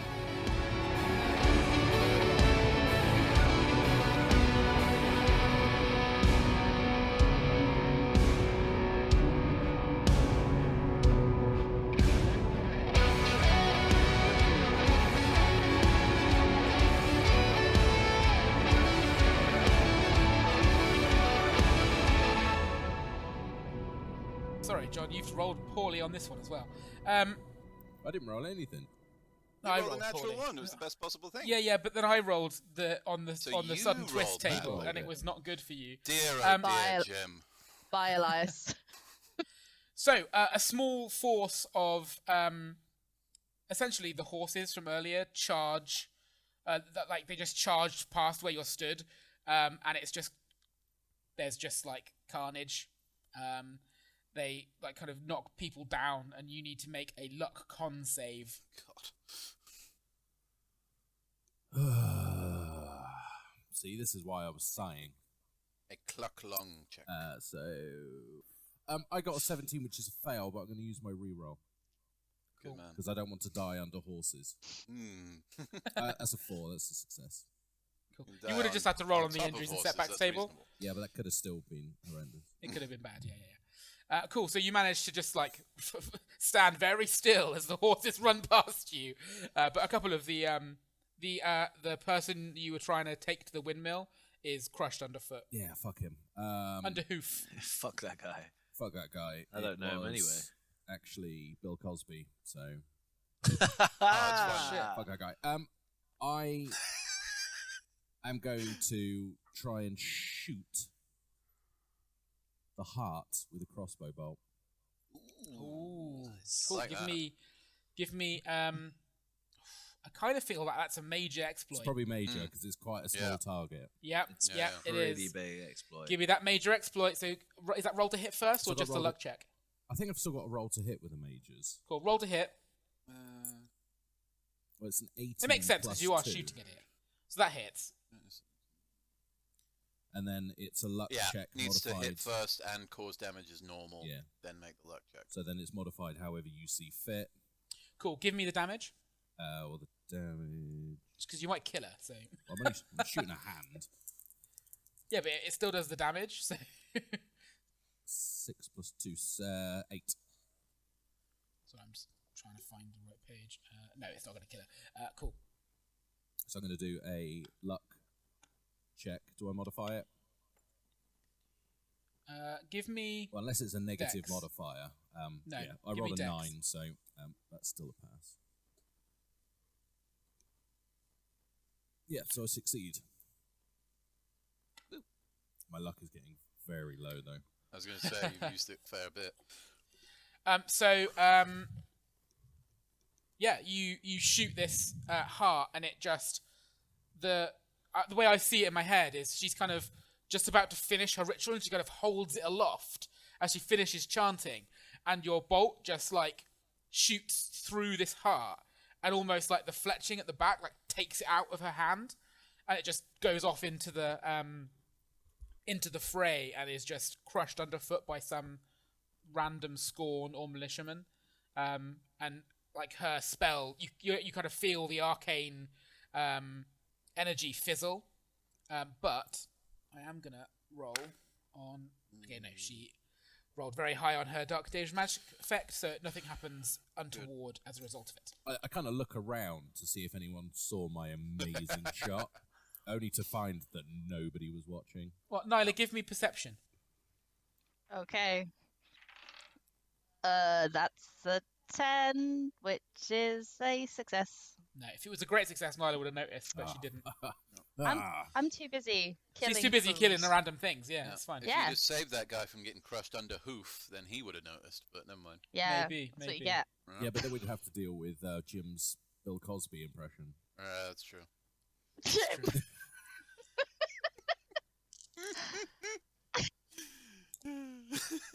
I actually don't think I have a Bill Cosby impression, funnily enough. Thank God. So, next round of the battle ends, and you are, well, I'm going to say no closer, but you're not there yet, not at the end. And I see what happens next. So, give me those perception rolls again. Success. Horrendous failure. Oh, the failures to fails. That's a 20. I rolled a 13, which is a success. I rolled a 7, which is a success. What happens with a nat 20, Jack? Oh shit! Oh, Oh, lordy. Yeah, I rolled a natural 20. I'd forgotten it was a thing again, but it is. Duck! A stray crossbow bolt or distant marksman takes a pot shot at the PC. Oh, shit. Roll to attack. Braveheart in this one, whether I like it or not. 15. Is a hit. That does 11 damage. Oh my god! Oh, good lord. fucking hell, Jack. Grandel. I'm just doing what it says. Grandel is almost know. dead. So who's succeeded? Sorry. Me and Gary. Yeah. Gary and I, sorry. I was about to say. So, Shut up. Gary and Nyla both noticed this, but Nyla, you might not be able to do much, to be honest. So, Gary, nearby where you're fighting, one of the soldiers in the melee he's just been, you've kind of almost been like moving towards each other, where you've both just been killing just so furiously. And this guy has been just felling enemy after enemy. And Nyla, you've noticed this as well, because it's just been a really furious battle. And he just drops to his knees, absolutely exhausted, after he manages to kill the skorn in front of him. And as he does so, you see one of the another skorn kind of comes up behind him with a spear and is like ready to strike. You both notice quick enough to attempt a rescue exploit. So give me the exploit if you want to try and save him. I don't know how it works for you, Nyla, because you can't really. I don't know how they work from range. I didn't really get it. To be honest. I So think it might the just be Gary rescue for is this one. normally like an interception, isn't it? Yeah. You have to be So within Gary, I 30 think it's feet gonna be and you for not this one. moved, yeah. But I if fucked you myself sitting in this tower. if you succeed, then obviously Nyla, you'll be involved in the combat almost. Okay. Rules lawyer, how does that work? See, I think you need to do like a luck dex. Oh, but I've got 9 luck. No, yeah, I'm down to 9 as well, man. Who is this guy? Like, give me a reason to care. He's been. He's a really rocking good it. fighter. He has just proven himself to you to be. He's killed like 10 skorn and then just collapsed exhausted. That does. Yeah. Rescues. Such situations, rescue exploit. Okay. If a rescue is possible, the adventurer must first make a successful dex check to move into position or react fast enough to intervene. Once you've done that, then you have to make a successful luck check. Alright. GM's discretion. Alright, well, let's do a dex check first of all. Let me get the old character sheet up. That's a 12. I needed 14. Nice. So I'm in. Yay. I am in position. So successful luck check modified at the GM's discretion. So yeah, give me a luck check. Just straight up. Um,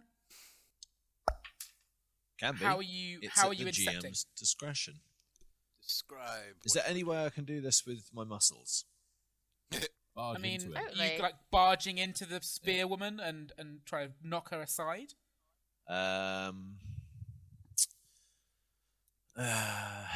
If so, I'll give you like as strength.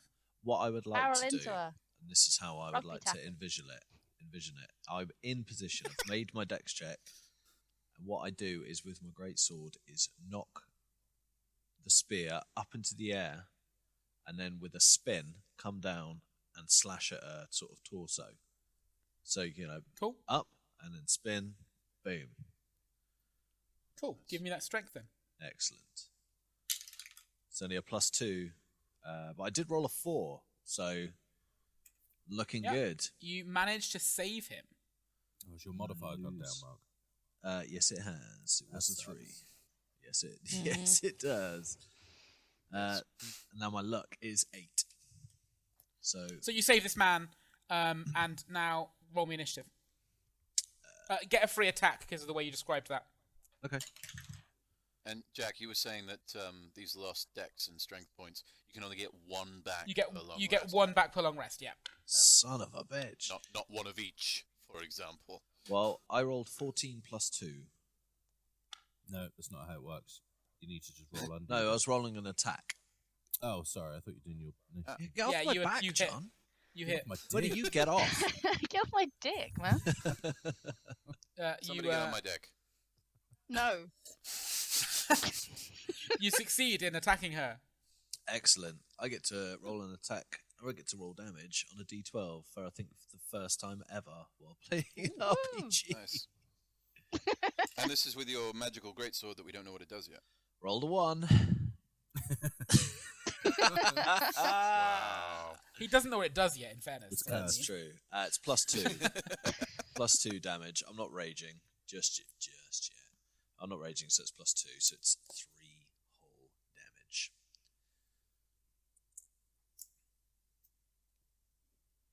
Cool. Nyla, Gary, Hi. give me initiative. Excellent. I got a great success. I rolled a Cool. 3. I got would have been a great success, but my dexterity recently went down. So it's just a success. Cool. Nyla, you first. Alright, I will fire an arrow at this foo. Oh, 17 plus 3, that's 20. That'll hit. Nice. Nice. Let's roll some dice. Oh my god. That's 10 damage. Damn. That's a lot. Yeah, it's 8 plus 2. You hit her, and I feel like I feel like she's got her back to you, and you just let this arrow like thunks into her shoulder, and she like looks over her shoulder at you, and is just like she's pissed. I Um, flip her my 2 fingers, as is customary for archers. Gary, have a swing. I'm gonna watch me. 8 total. What to hit? Yeah. Yeah. You don't. sound so disappointed, Jack. I'm very- What? Well, I was Hit? confused. No, you don't. We're all hit. I disappointed. don't do it. She will, however, draw a sword from her waist and attack you. Bring it on, sir. And she gets a 10. No. So you both just swing at each other randomly, and then now both roll initiative again. Let's do it. Oh, that's a 1. Success. What happens on a 1, Jack? Oh shit! Thank you. I'm so bad. At Oh, is that. this for initiative as well? Oh, It's shit. literally any time you roll a 1 or a 20. Oh, damn. Nyla, as you're kind of lining up your next shot to this spearwoman, who's now got a sword, so swordswoman, you notice across the battlefield, Malachi fighting off Skorn. One of them is behind him, about to attack him, and you have the opportunity to make a dex check to allow you to take a single action against it. I mean, yeah. Malachi seems pretty important, so let's hit this fool. So give me a dex check, see Not- whether you can not- react fast enough. Let's Not smoke Malachi. these Malachi isn't a mofos. fool. Whoever's fighting him. That's an 8, which is a great success. Cool. Yep, you can get a single action against the enemy. I will. Well, I have very limited actions from up here, Jack. So I think you can guess what I'm gonna do. Probably shoot him. Yeah, I think that sounds good. Please, that sounds great. Oh dear. Oh, it's an 11 again. 11. Yes. Oh yeah, This is sorry, AC. yeah. I thought you said what's 11 again, and I was like a number. It's 10 plus. That's Yes, you hit him. It's a prime number. Nice. Let's do it. Oh shit. That's 1 plus 2, so 3 damage.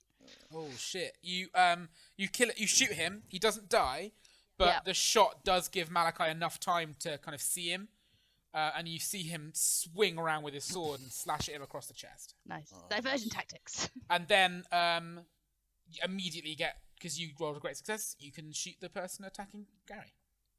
Oh. Oh my god, guys. I should just sit in turrets all the time, just in towers, apparently. firing off shots. Let's hope this works. That's not going to work. That's a 9. No, I that's not miss. gonna- That is. Oh, that's a natural 19, you guys. Oh. Nice. Which. Cut her fucking head off. Once I check the old. You can do it, rules. Daddy. I yell encouragement from the tower. So, yeah, on a natural 19 to hit, you daze, rattle, or unbalance your foe. They automatically act last next round. Awesome. Nice. And I rolled 7 plus 2, that'd be 9 damage. You kill her. So Excellent. she acts last on every round from now Every on. round, Ever. forever. Forever. Gary, roll me a D100. No, a D20. No, wait. What? Throw Like all a of your dice dice. gem, for fuck's sake. Come on, Jim. Yeah, Come roll on, me a Jim. D20. Come on, Jim. That's 20. Cool. Oh, Um, crap. Make a note on your character sheet. The sword's dark and dangerous magic is currently at 2. Oof. Okay. Oh. You Okay. have sliced this woman's head off completely, and the sword seems to glow slightly. Now, he rolled a 20 I for did that. roll a 20, Jack. Yeah. Does that do anything? You did. It absolutely does. It activates the thing as Fuck. well. This term will never end. And as you this happens, so you slice this woman's head off. It's a great sword, isn't it? So two-handed. Yeah. You slice this woman's head off, and as you do it, it like flashes with light, and almost like you feel it kind of pull towards her neck, and it like just beheads her. And as it flashes, it kind of takes you by surprise, and you kind of let go of the sword and just throw it. Shit. And you have lost the weapon in the foray. For fuck's sake. You rolled a 5, Jack. How you roll a dare 5, I you? did. Jack? I'm sorry. I did. Son of a bitch. I told you not to roll a 5, I'm Jack. looking for that sword, Jack. Don't say I'm not. That's fine. You can look for it, but you kind of just it flies out of your hands. Also, You're now weaponless, I think, aren't you? Jack, he's losing it in the fray, yes? Not That's the what I said. foray. What? Oh, sorry. Yes, the fray. Yeah. Did I say foray? You did. I lose Sorry, it in I meant the Frank. foyer. The foyer. You did the foyer, but I've lost it in the foyer. Yeah, I meant fray. at least you know where it is. It's in the foyer. Oh, but Gary, Yes? swings and roundabouts. This one. So this man's life that you saved. He stands. He hands you his sword. Seeing that you've just thrown yours away for some reason. And he pledges his life to you. Oh. I helped. Yeah, but You didn't technically help save him. You just helped kill the person that was trying to kill him. Nyla, you're Should half we- a mile away. He Hang on. isn't even aware of your Hang on. existence. Should we do this? Should we do the scene, Jack? Yeah. Do a little scene. He stands, still obviously exhausted. He hands you his sword and says, "You will need this. I fear. Thank you for saving me. I pledge my life to you." Oh, well, that's all right, mate. Like, you can keep your sword. That sword like flash. Did you see it flash? Did you Yes, see it? yes, I did. But you threw it away. Yeah, it's kind of scared me a little bit. So, like, you're pledging your life to me. I mean, that's nice and everything. Does that mean, like, are you like my butler now or something? I will aid you in your fights. In my okay, fair enough. Are you any good at like making sandwiches? Meanwhile, there's a battle raging around in the you. midst of utter chaos. Whose scene is this? It's my scene. And was technically, and involved. Nihilus. We're just adding flavour, man. You know, I'm not disagreeing with I'm you. involved. I'm here. He Sort of. says, I fear not. But I do know how to fight, and I'm sure that I will find a way to be of service to you. Oh, that's. And that's, he kind of. Go on. I mean, that's like very kind of you. I mean, maybe you can just like hang around and make sure that I don't get like stabbed repeatedly. But like, can you help me find my Gratefully. sword first of all? I will. And he kind of moves in the direction that you threw the sword in an attempt to help find it. So essentially, in a mechanics format, what we're going to do at the end of the battle, we're going to roll up a random henchman who you gain the services of for a year. Was For a Nyla year. able to lip read that from where she is? Yeah, she knows exactly what's happening. Yeah. And I'm like fuming. Yeah. I'm like, You I wanna get get- steam you wanna coming get out my ears like halves a on cartoon. Halves on that Yeah. henchman. Yeah. I get him Mondays, Tuesdays, and Wednesdays. So it turns out I can roll high numbers on a d20, but not low numbers. So, So told you, Mark, you need 2 pools of dice. One for high rolls and one for low rolls. Grandel and Elias, Mm. you find yourself once more in a similar area, and you notice that around you, people are being picked off. You give me a perception, both of you. Fail. 18. Fail 17. Oh wow, this is going to be a quick thing. So there's a hidden sniper, and you have to figure out where he is. Okay. And you've just done 2 fails of the ones you're allowed. Am I able to glean any other information from having just been shot by them? You know the rough area that they're in, so it looks like they're over towards the east. I'd like to examine some of the bodies for, like, see if I can, like, Clues. ascertain, like, the trajectory of, like... Yep. Give me either int or gather information. Well, I think gather information might be an int skill, but obviously if you've got it, you'll get 3. Great success. Cool. Yeah. That's your first success, and you've already had 2 failures. So yeah, you kind of get a better idea of what direction it's in. And I'm going to look for some kind of elevated towards- position it's- because he's going to be up high. Yep. Yeah, and I want So- to stealth towards where we reckon it's coming from, and Yep. So give me best I stealth, can. and you. So you give me stealth, Grandel, and you give me a perception, Elias. my stealth was 11, which is a success. Cool. A 4, which is a success. Great success. Lovely. So yeah, between you, you're kind of closing in on where you reckon he is. It looks like he might be in the area of the forge, or they might be in the area of the forge. Okay. Well, I'll signal Had the that map to up, so Grandel. no time. Yep. Give me another stealth, Grandel, and Elias. Ooh, there we go. That's a 4, which is a great success. Nice. So is the forge like a single-story building, or is it a... No, it's a 2-story building. What's it made out of? Mostly stone. Mostly stone. Can I see a window on the second floor? Give me perception. That's another 4. That's a success. Cool. Yep, there is a window, and you can see that it's open. I'd like to make a Molotov cocktail with one of my oil flasks, ignite it, and throw it through the window. You're going to need to get closer if you want to do that. Oh, yeah, I'm going to... So give me stealth. So you don't get spotted and shot. 12. How That's far am I pass. from the forge now? You're getting closer. So you passed your second stealth, didn't you? I did, yeah. Great success. 4. So you're up. You're probably gotten to the base of the forge now. You can probably go into the building if you want to. Okay.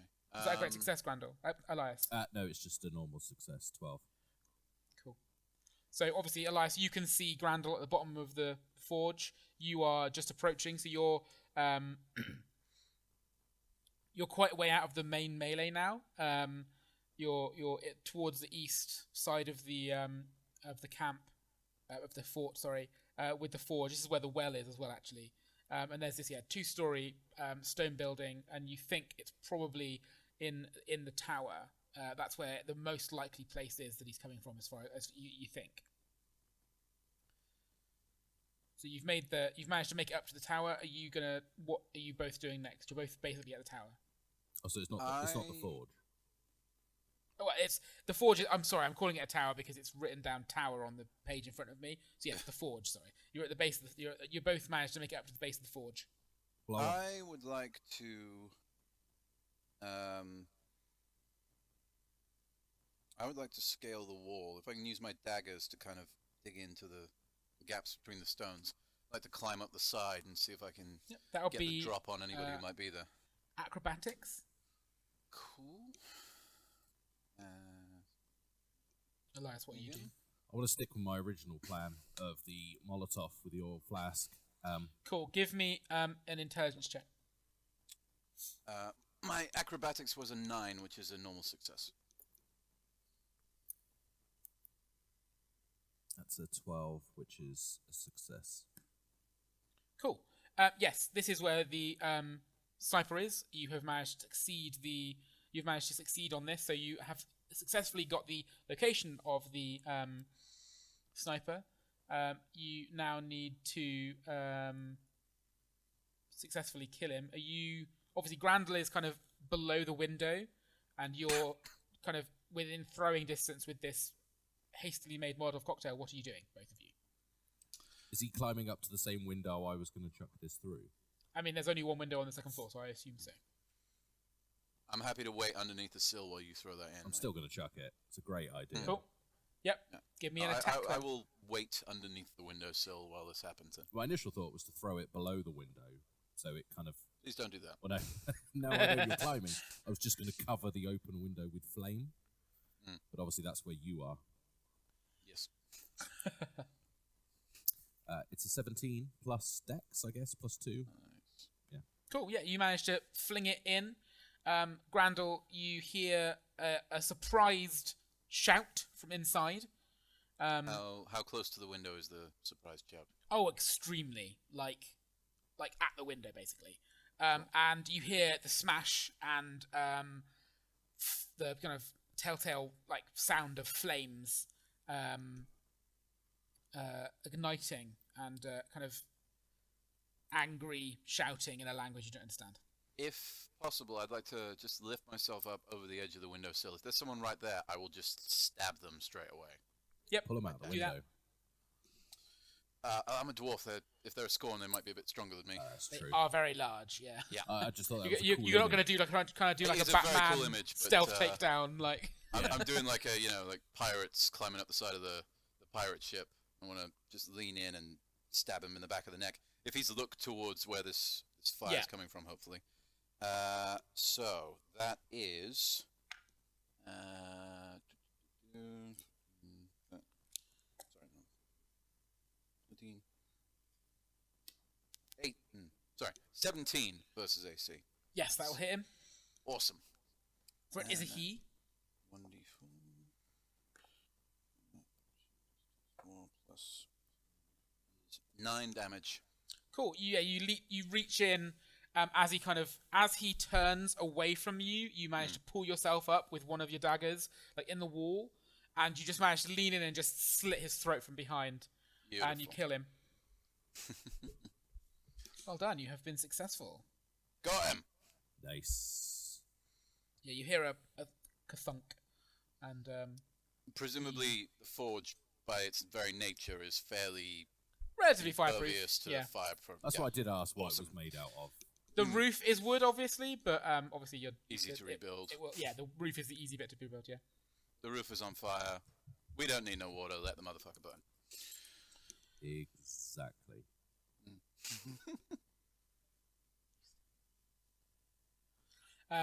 Cool. So and that is that round of the battle done. Ooh.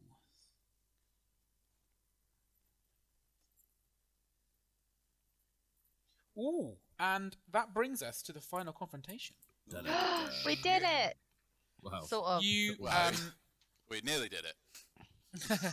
you are you're all back in the kind of the battle again, you know, trying to do your best to stay alive. Nyla, you're probably the first one to see it. A huge, even for Skorn, this guy is big, like edging like 10 foot. He wears a skull of a boar as a helmet. He's carrying a massive war axe. And as he gets to the gate, he throws it to the ground and lets out the most horrendous cry, which draws everyone's attention immediately. Like, all three of you notice this.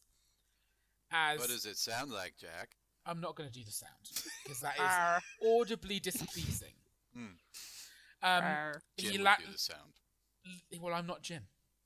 Yeah, don't we If know you it? want to go and play Jim's podcast, you can fuck off and play Jim's podcast. Is it just called Jim's podcast? Because I'd totally be down for that. It is. It's called Jim's podcast, and he doesn't Cool. even play Jim's D&D. game podcast. Yeah, what system does he play? He uses super Jim's high system. fantasy gaming. Oh, no, I'm not down for that. I ruined it. Don't forget to use the hashtag All the Jimcast. fantasy games. Ultimate fantasy. And it's called Everything Adventured, Everything Gained. Honestly, it sounds a bit pretentious to me. It does, doesn't it? I have to say I'm back in. That's High swinging for fantasy, you, yeah? high reward. Yeah. Mm. Oh, dear.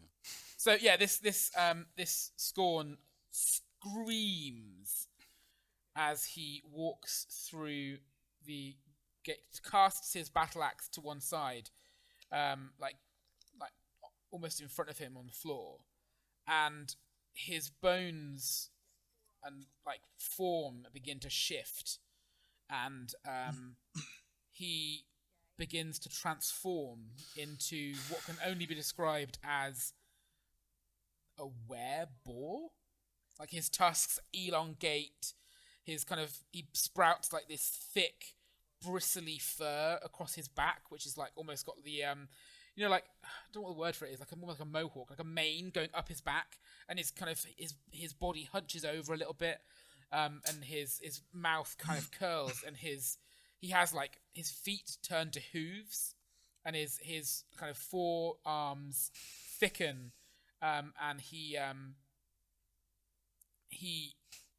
just looks like he's about to charge into the battle. How far away is he? Yeah, roughly from us as a group. Everybody roll Initiative? a d6. Oh, God. Oh, that doesn't sound good. Apart from you, Bex. Oh, cool. I'm fine, guys. I'm chilling. Well, I rolled a 6, which is either really And good I- or really bad.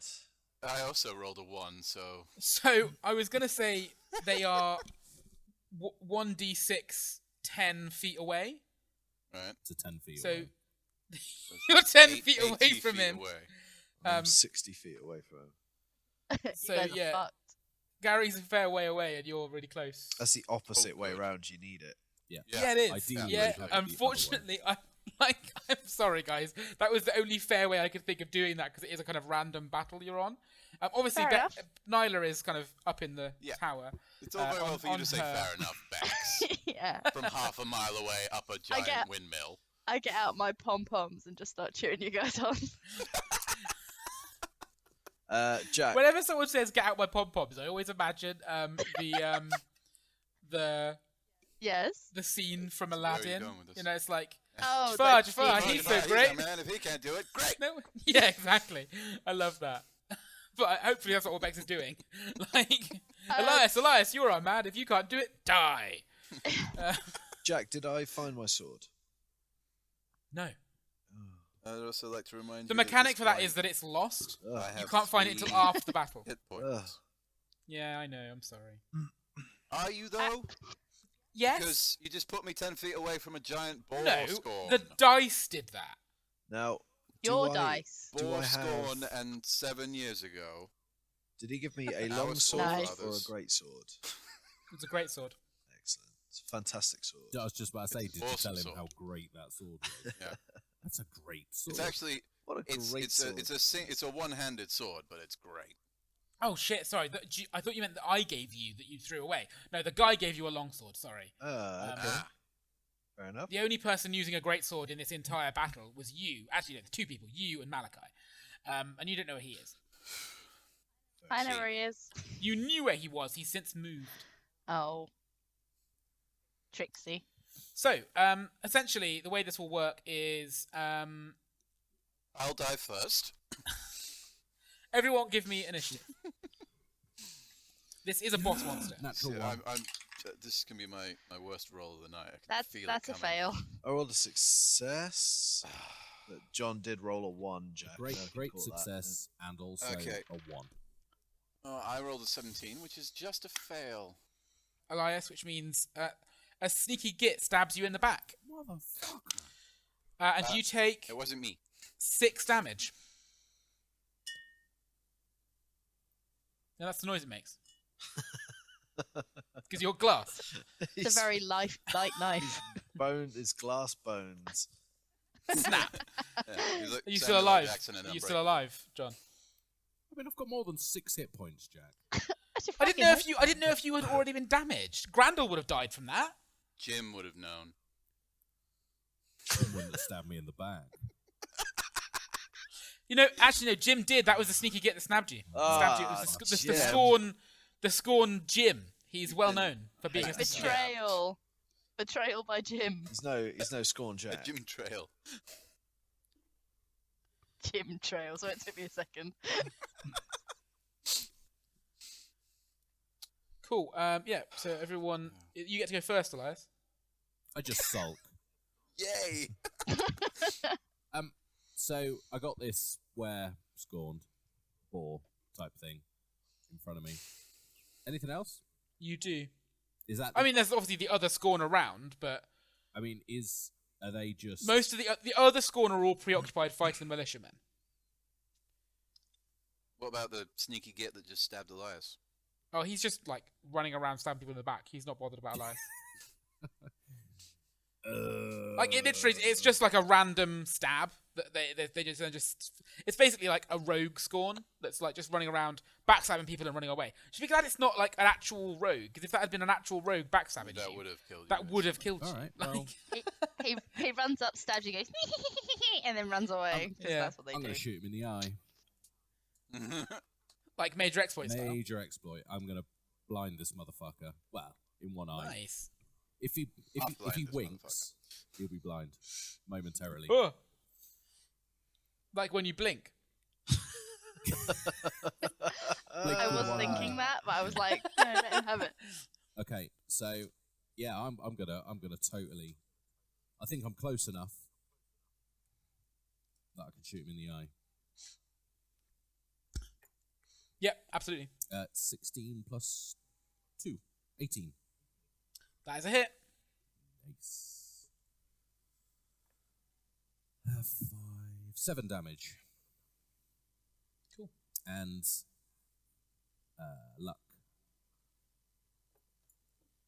It's a 7. My luck is 9. So even if whatever doesn't matter, it doesn't really matter what the modifier is. That's a Yeah, it would have success. just been dex, but yeah. Cool, yeah, you managed to blind him. Take that, Good work.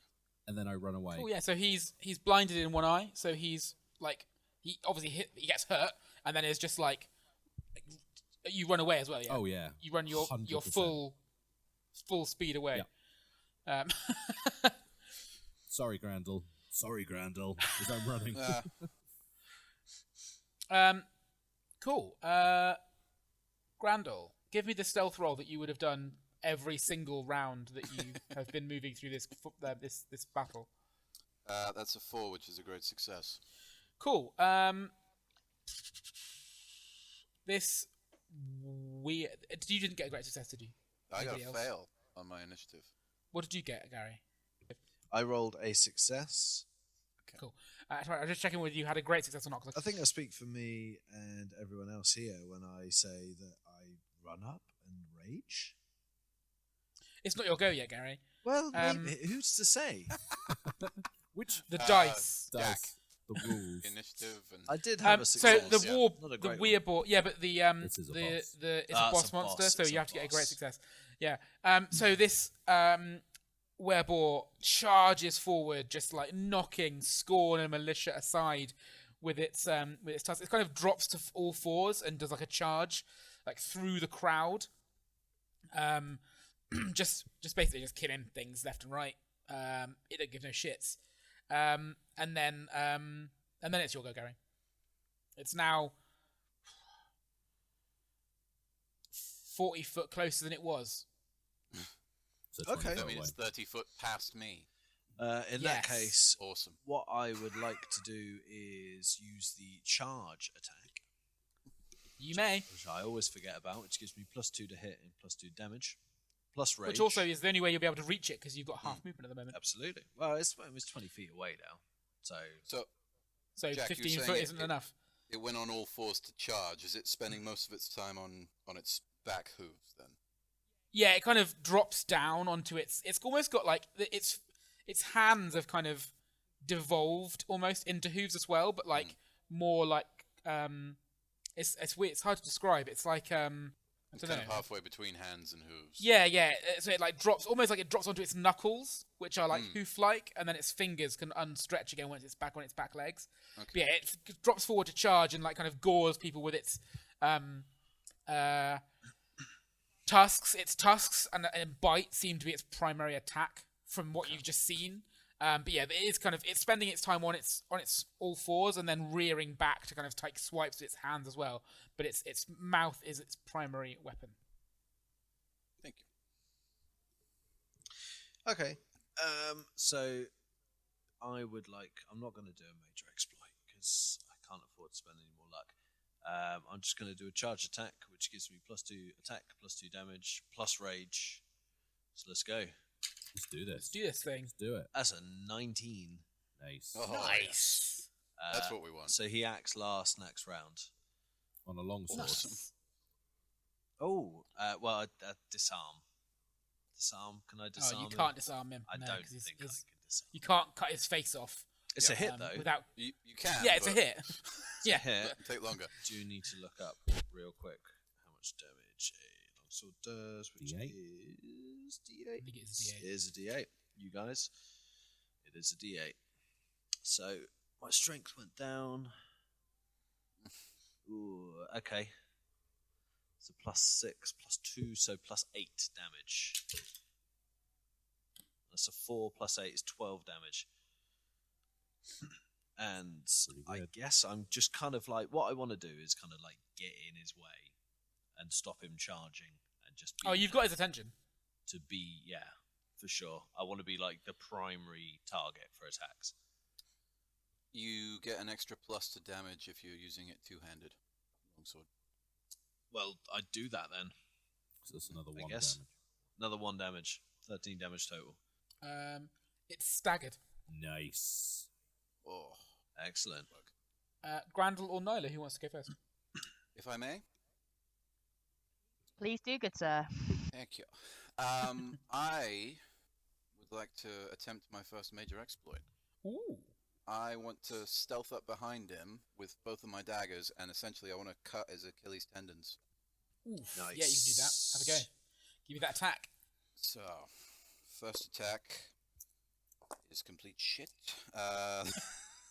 That's a 9. Obviously. Do you have Excuse me, your that is not you a have hit. your rogue feature where you can re-roll? I do, and I will. Thank you for that. So yeah, I'm gonna re-roll the first one. That's Hidden better. blade. That's 20 to hit. That'll do it. Awesome. Do you want damage now, or are we? Yeah, give me the damage now, and then we'll do the luck check. Cool. So that is. Oh yes, like that. That's 6, and the D8 is an 8. That's another 14 damage. On the Oof. first dagger. Second attack. Do the exploit first. Okay, so this is just luck. Yeah, it's a luck dex check. This one, because dex you're check, using cool. dex for definite. It's like almost like stealth, I suppose, to get up behind him and can position him yourself well. So that's what I'm going to say. under 12. Oh, that's an 11, which is just a success. Ooh. But yeah, you manage to slice the Achilles tendon out, and it screeches in the most horrendous way, which I can do if you would like, because I do a good Love you too. pig noise. I'm pretty sure I'd enjoy that, Jack. So you slice this creature's Let me turn you down a Achilles. Yeah, you're going to want to be turned down. You slice his Achilles tendon from this boar, and you get this right to the face, Gary. But you just get. Oh, that was really good. That was awesome. Yeah. That was very good. Do it again. Thank you. No, don't do it again. It'll ruin it. So yeah, there's that horrendous noise, and and you can give me a second attack if you want. Yeah, I was thinking about using my crossbow, but I have said He's now like daggers, crippled, so- so he kind of he won't be able to move from this spot now. Would that mean that I have advantage and therefore don't have the disadvantage? I just get a flat roll for the second attack? Yes, because you're flanking with Gary. Awesome. Even better. Excellent. Cool. So that is... that's awesome. That's 19 to hit. I don't get my stealth bonus twice. And that's just 3 damage on that one. But I'm very happy with the first one, so... Yeah. This pretty thing good. is looking unwell. Oh, and I Yeah, have used my They should have bought 2 of them for the sealed battle. blade. As you say that... Oh no. Nah, As you I'm say not that, going 4 more appear. to... Nyla. Hey, it's me, Nyla. We can't hear you. The girl who hasn't taken any damage or really done much in this battle. She's just sort of Hey, like. you saved some chilling. people. Oh yeah, I killed some shit. Wow. I'm just, you know. You say Pierre. I mean, And Malachi. I'm okay. okay, Don't- that does don't count be- as people. That's Don't fine. be stepping up to me. Can't you? Too high up. Yeah, try and climb this. So I would, Step up. Having 3, seen- Windmill. having seen Elias do an amazing thing of blinding this thing in one eye, I'm gonna try and blind it in the other eye. Nice. Holy shit. Give me that This attack. thing's gonna do it. Blind, is crippled scorn boar. 15 to hit. Yes, just. Oh god. Okay. Phew. So I'll do damage. Is it Give me that major exploit? Yes, it is. Yes. Yeah. So From that that's distance, gotta be. 6 damage. And then it's what kind of luck check is it? Yeah. Dexterity? Dex. Yeah. I get advantage on those. Nice. Awesome. That is a. What do I need to roll? So that's 13. I roll a 13. That's a success if it's equal the number. Yep. Yeah. It matches. Success. Cool. So what happens is you draw your bow, and you're kind of obviously just backwards stepping on this wind shaft as the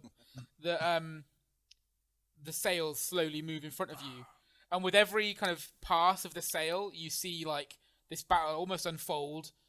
Almost, Every I suppose, like tweak almost of like the stop. sacrificed. It's like Like a stop stroke. frame for you, I suppose, because it's like things happen and then you kind of lose sight of the battlefield and then something else has happened, and you hear this almighty screech from it as when the sail is in front of you, and then as you can see again, as this beast rears its head screeching, you just loose your arrow and it just flies straight and true, and it goes directly into this creature's eye, and Grandlet lands, this arrow lands in the mud next to you, and this beast collapses. Nice. Dead. Nice.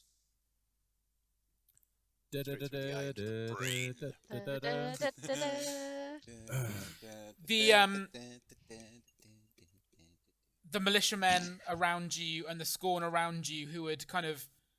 The fighting had ebbed slightly from the fact that this huge beast was kind of just killing. What's the word? Indiscriminately? Indiscriminately, yeah. It was just killing indiscriminately, and all the Skorn and militiamen almost kind of look around, and you see the Skorn immediately lose faith. Like their leader has been downed, and you've experienced this before. You know this is like a big thing for them. Like they kind of stutter, and the war chief is the militiamen. down. Yeah, the war chief's been taken down. The militiamen find renewed fervor and just press on, like even more fervently, and beat back the Skorn, who begin to flee for their lives out of the fort. As this happens, you begin to see various people. The party that Wise Swan arrived with, you begin to notice those guys in amongst the militia. You see Malachi, beating back the Skorn and kind of chasing them off with all the other militia. Before long, the Skorn have gone, and the militiamen begin the slow and agonizing task of Finding Gary's sword. they begin the slow and agonizing task of ensuring the Skorn bodies are all dead, and finding out how many of their men have actually survived on the battlefield. I help. And putting out fires. And trying to bring the fire under control now, yeah. So, based on when that happened and how long the battle went on for, basically the stables are completely burnt to the ground, and so are 3 of the 4 officers' homes. The 4th one, it's still standing, but it's basically a husk. But they managed to get the fire under control before it kind of leaps any further. And that kind of takes a few hours to all kind of happen. You guys can kind of do whatever you want. Gary, I suppose you're going to try and find your sword. Give me a perception for that. Or detection, actually. Either way, that will be fine, as it is a 12, and I needed a 14 or under. Cool. Yeah, you managed to find it. It takes you a little while, but you managed to find it. And it's all good. Excellent. I need healing. I will attend Anybody to help Grandal's wounds. I mean, there's not much you can do, obviously. It's really only injuries that you can help with. Kind of... but you can, obviously you can all now have like a rest. Like you can have a short rest mechanically, but the battle is over. But like the battle is over, and the militia are in the progress of making this place safe. Jack, I want to have a word with the guy who's pledged his life to me. Yep, let's do that. We'll do that in just a second to see what everyone else is doing. A quick minute, because that's going to take me a minute to find the right page. I'm going to attend to the wounds. Having a short rest fallen. and Not the fallen, because obviously they're dead. healing myself. I'm going to tend to the fallen, just kicking corpses. Fail. Okay. I will. Oh, sorry, Grandel. It's half hit points lost plus Con. Con. fire, isn't it? Yeah. Yeah, it is. Okay, so Tell you what, man, like con in this game is a lot more important than D&D. oh yeah. But then Yeah. even like willpower for the successes on the short rests, like Yeah, man, that makes The a stats huge are all difference. much more important to all people. There's not really a dump stat for anybody. No. I just used my constitution based extra will rolls for a short rest, which is the last of my will rolls. And I failed one of them. I only got one of them. Yikes. Yeah. I now have 10 hit points, which is a hell of a lot better than I did have. It's like I get 12 things back in a short rest because I've got such a high con, like over the course of a day.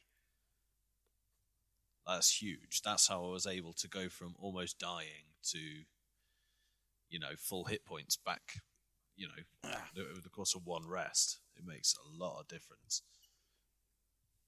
Yeah, I can get 8 things back per day. And to be fair, I've got +2 con, which is pretty decent considering I'm a rogue. So I have two things to tell you. The first thing is you are all now level 3. Yay! Oh, take that, motherfuckers.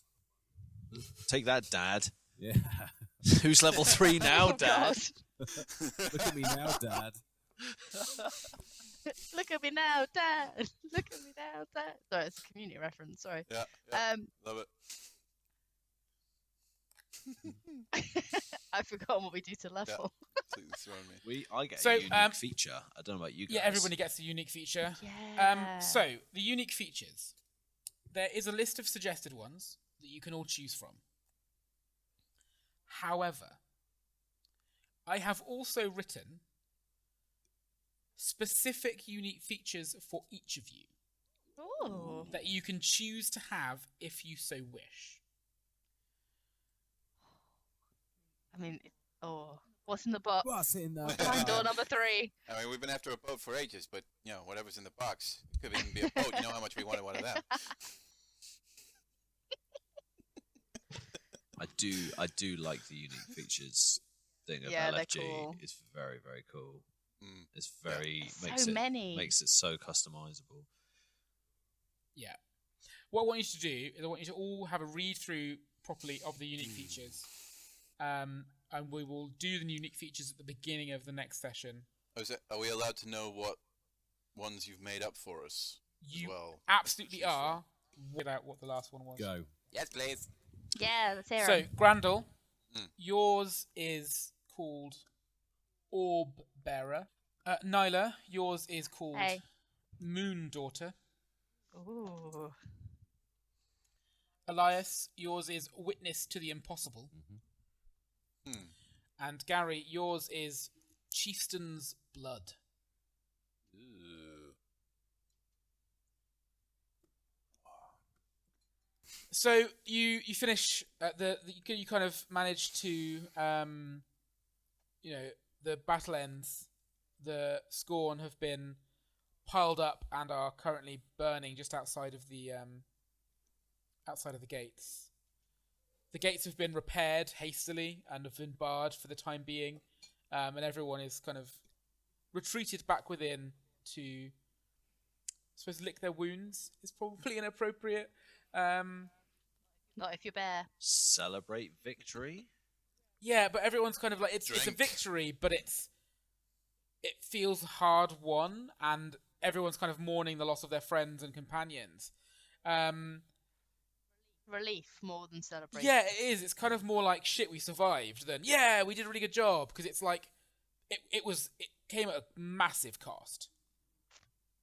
Like Lost almost a fourth.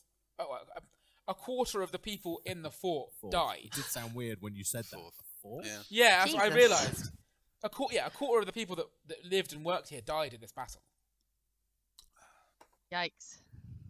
It was horrendous. Like, the death toll was quite high, and it wasn't all militiamen either. There were some civilians that died and a couple of children. So what were the casualties like on the Skorn side? Obviously, we drove them off, but I did mean, we get half? Did we get more than half? it's hard to tell because you guys never saw the Skorn as they were approaching. The archers will kind of say to you that they managed to kill a fair few before they got there because they had a good few volleys off. But they reckon all in all they probably got about half of them, maybe just over half. But the others just kind of scattered. They didn't all run off in a particular direction. Some of them ran towards Blind Eye Peak. Others ran back towards the salt wastes. They've all just scattered. So they think that they'll probably have to deal with like the little small like almost bandit type parties that will end up gathering together around a particularly strong Skorn. And they'll probably find that they'll be harrying people on the road, trying to get supplies and food and things. The most upsetting things that came from the battle, I think, were the unaccounted for dead.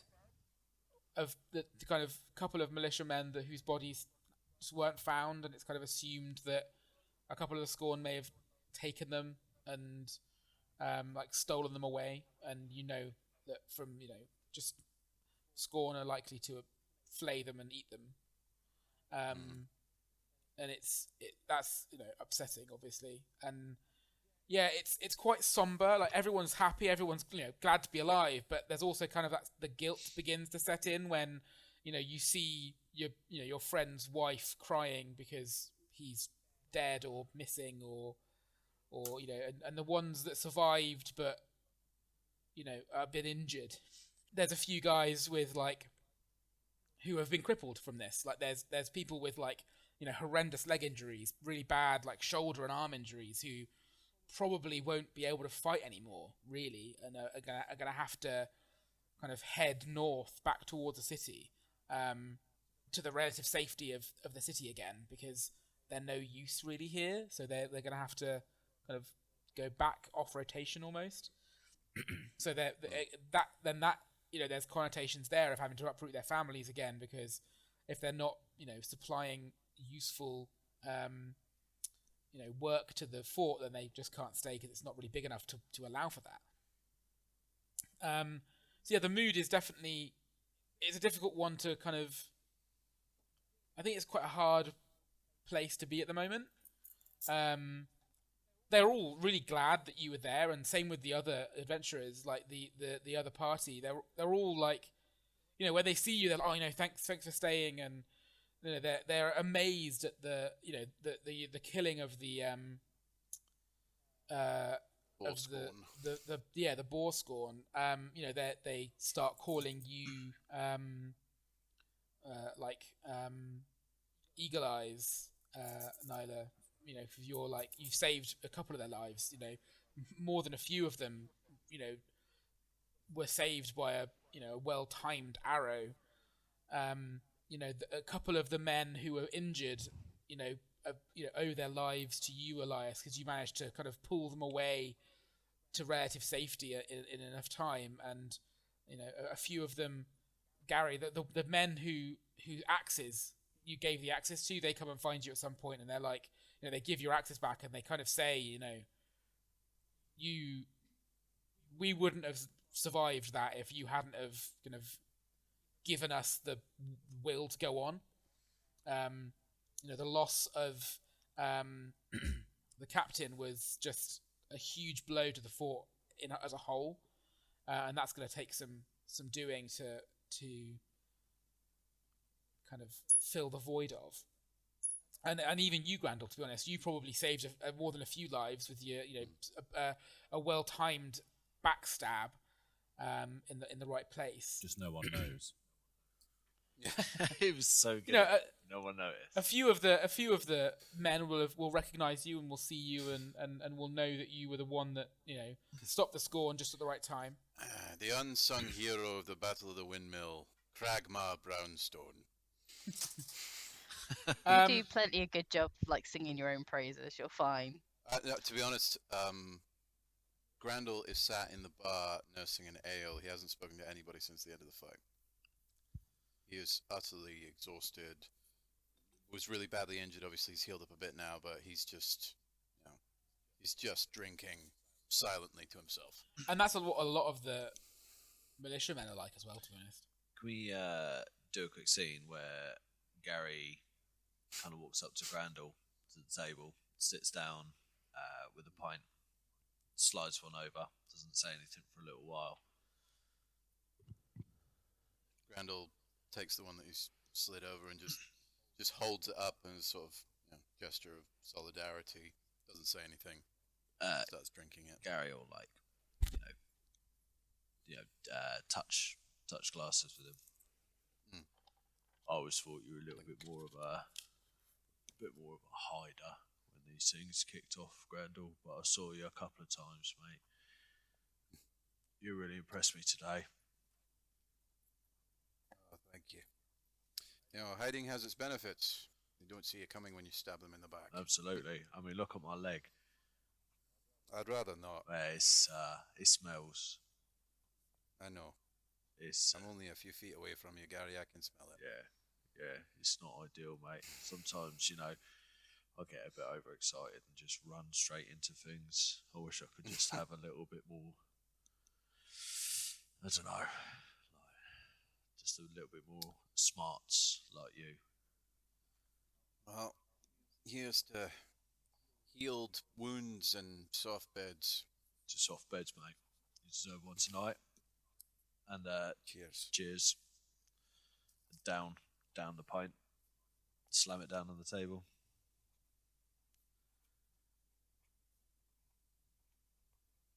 Grandel continues to sip at his. At some point after the battle is over, Malachi will come and find the four of you. I assume you'll probably end up in the bar, and he'll kind of make an effort to group you all together to give you his thanks. He is now a woman. He looks exactly the same as he did, just obviously his features are slightly more feminine. His hair has grown out and is much longer. Yeah, his beard has obviously fallen out as well. He'll come over to you and say, "I must thank you all for coming back and helping us with the battle. I fear we would not have survived had you not been here in the end. I have sent word to a colleague of mine at the Watchtower of the Wastes. She should be here in the next day or so. She will help us to secure the fort once more. She is bringing some men with her. I see that you have all been injured. Well, most of you have been injured." And he looks at you, Nyla. "I know that you are in a rush to get to where you're going, but please feel free to stay as long as you like. Rest and get well before taking the road onwards. Your journey will take you north through the sightless woods, and that is not a place where you do not want to be at your best. Many dangers lie there." Yeah, I agree. We may have to consider resting until Gary's injury is healed. Aye, and we talked about the other parts of underneath the windmill that we wanted to investigate. Be good to That's true. have a look at those. Yeah.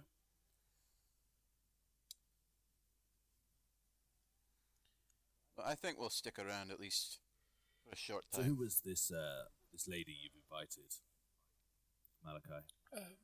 Morgana, Master Morgana. Well, she prefers mistress, actually. That makes sense. Not all of the female magic users do, interestingly enough. Most prefer the term of master. But Morgana is particularly unique. Her skills are somewhat unorthodox, even compared to my own. Coming from a woman who used to be a man, that's saying something. Yes, I suppose that's true.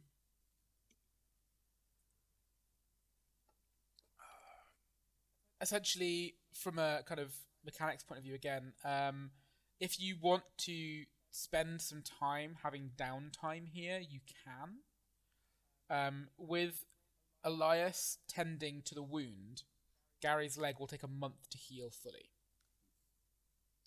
In that time, you will also have enough time to have enough long rests to regain all of your lost attribute points. And you can, essentially, we would just do it in a way of like, you would pick some downtime activities that you wanted to do, and we would look at it, and we would do it that way. So if you wanted to, I don't know, there's a whole section on downtime actually in the rule book, so feel free to have a review of that, and we will just move the time on. One of the things I will mention though, obviously, is if you choose to do that, the world will still continue to move. You know what I mean? So essentially, you've got to choose whether you want to rest up and be in better shape to travel, or whether you want to take the risk, continue traveling, and just be slightly worse off whilst doing it. Nyla would not want to wait around for a month, given things she's been told and things she wants to achieve. Yeah, it is a difficult one. The fortune teller did tell you not to fuck about. Yeah, but essentially. Then in not so many words. No, but if Gary dies along the way, there's a high chance that we can probably follow him. Gary's got some shit wrong with him. He's got a few things that would benefit him about a long rest. I think Gary would be mostly interested in what Pierre would have to say. Cause, I was going to say, it's also up to our employer. Because I think Pierre, one thing we all know about Gary... You haven't seen since the end of the battle. No. Was he missing? As in, he's missing? Nyla, Bear hasn't eaten him, has he? You didn't think to look for him. No one else knows he's here. You didn't mention his name until just now, so you've not thought to go and find him. I say we rest up tonight. We can. I mean, assuming that he made it to the caves, we can go search them for him. Did I collect Bear? Yeah, I would have assumed you collected Bear. Yeah. Okay, cool. Has Bear seen him? Yeah, I asked Bear if he's seen Pierre. Did he make it to the cave entrance? Yeah, he went into the caverns. Okay, that's fine. Right. We'll rest up tonight. We'll find him tomorrow. Yeah. I'd like to also try and find Wise Swan if we can. Yeah, she's about. She kind of groups up with the guys that she came here with, and is kind of sat with them having a drink. She looks exhausted. She did run into the fray. She looks like more exhausted than most of the other guys, and essentially, Mateus is just talking to her, clearly very impressed with her kind of combat ability, and is just asking her where she learned her technique, and saying that they must do some drills at some point together before they move on from this place, assuming she would like to come with him, of course, because I think it would be stupid not to waste an opportunity to travel together, seeing as they clearly both have so much to learn from each other, because he could give her an insight into some of his fighting techniques, which are obviously so different from her own. And he's just kind of rambling, and she is just sat. You don't look like she's taking most of it in. No. Not so much ignoring him In to her be own thoughts. rude. Not, She's doesn't just have the energy for she's it. just so tired. Yeah, she just looks absolutely exhausted. Someone else that has been officially marked down as missing is the little halfling bard. No one knows where he is. He was he hasn't been seen since you guys went down into the tunnels.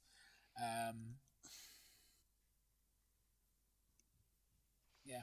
Glizade. Yeah. I just want to go check that Wise Swan's okay. I know she's very tired, but just make sure she's physically fine.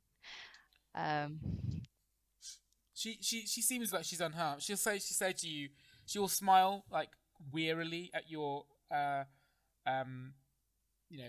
when you go over to her, and she'll sort of wearily smile and just say that she is fine, but she had not expected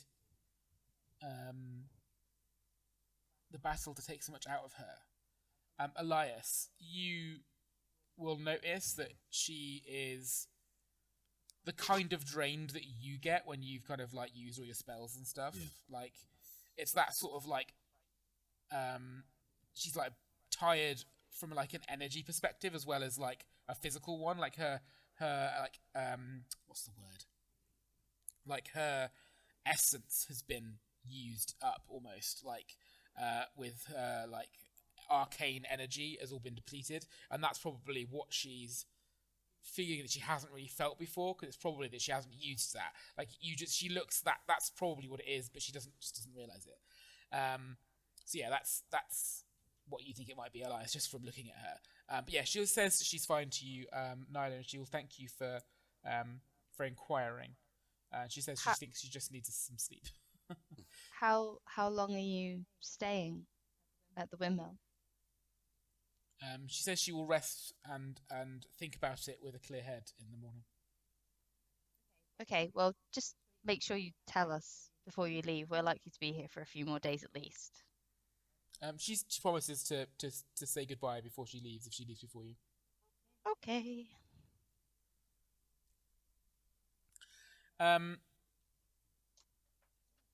Cool. Does anybody else want to do anything else? Yeah, I would probably just. I mean, to Wise Swan, I would recommend staying until Mistress Morgana's been at least. Wise Swan, if you could stay for a couple of days, I think she'd be interested in meeting you, and I think you'd feel a similar way. She smiles and nods and says, "Yes, if she could give me some insight into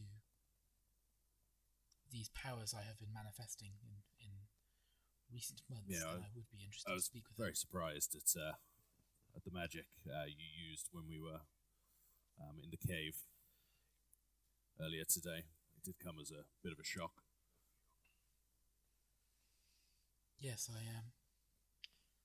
The vision I spoke of in the caves. After I had that is when I started being able to do these things. You shouldn't be too alarmed at the sensation you're feeling currently. That's the exhaustion of channeling that magic. Thank you for your words. And your knowledge. I think I should sleep now. And she kind of leaves her almost full pint on the table and gets up and heads to sleep. That is the best idea I've heard all day. Randall Gary's already slowly asleep at the table. gathers himself up, pushes himself off the table, and walks out towards wherever the lodgings are. Lovely. There's a bunkhouse like behind the barracks is where you've been put up. It's behind the tavern. Yeah, Grandall just walks in there and collapses into whichever open bunk is the nearest. Yeah.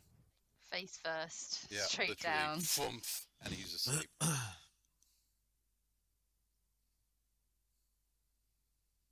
don't know about you guys, but I'm pretty tired after that battle too. From the barracks in the bar, you can hear incredibly loud dwarven snoring.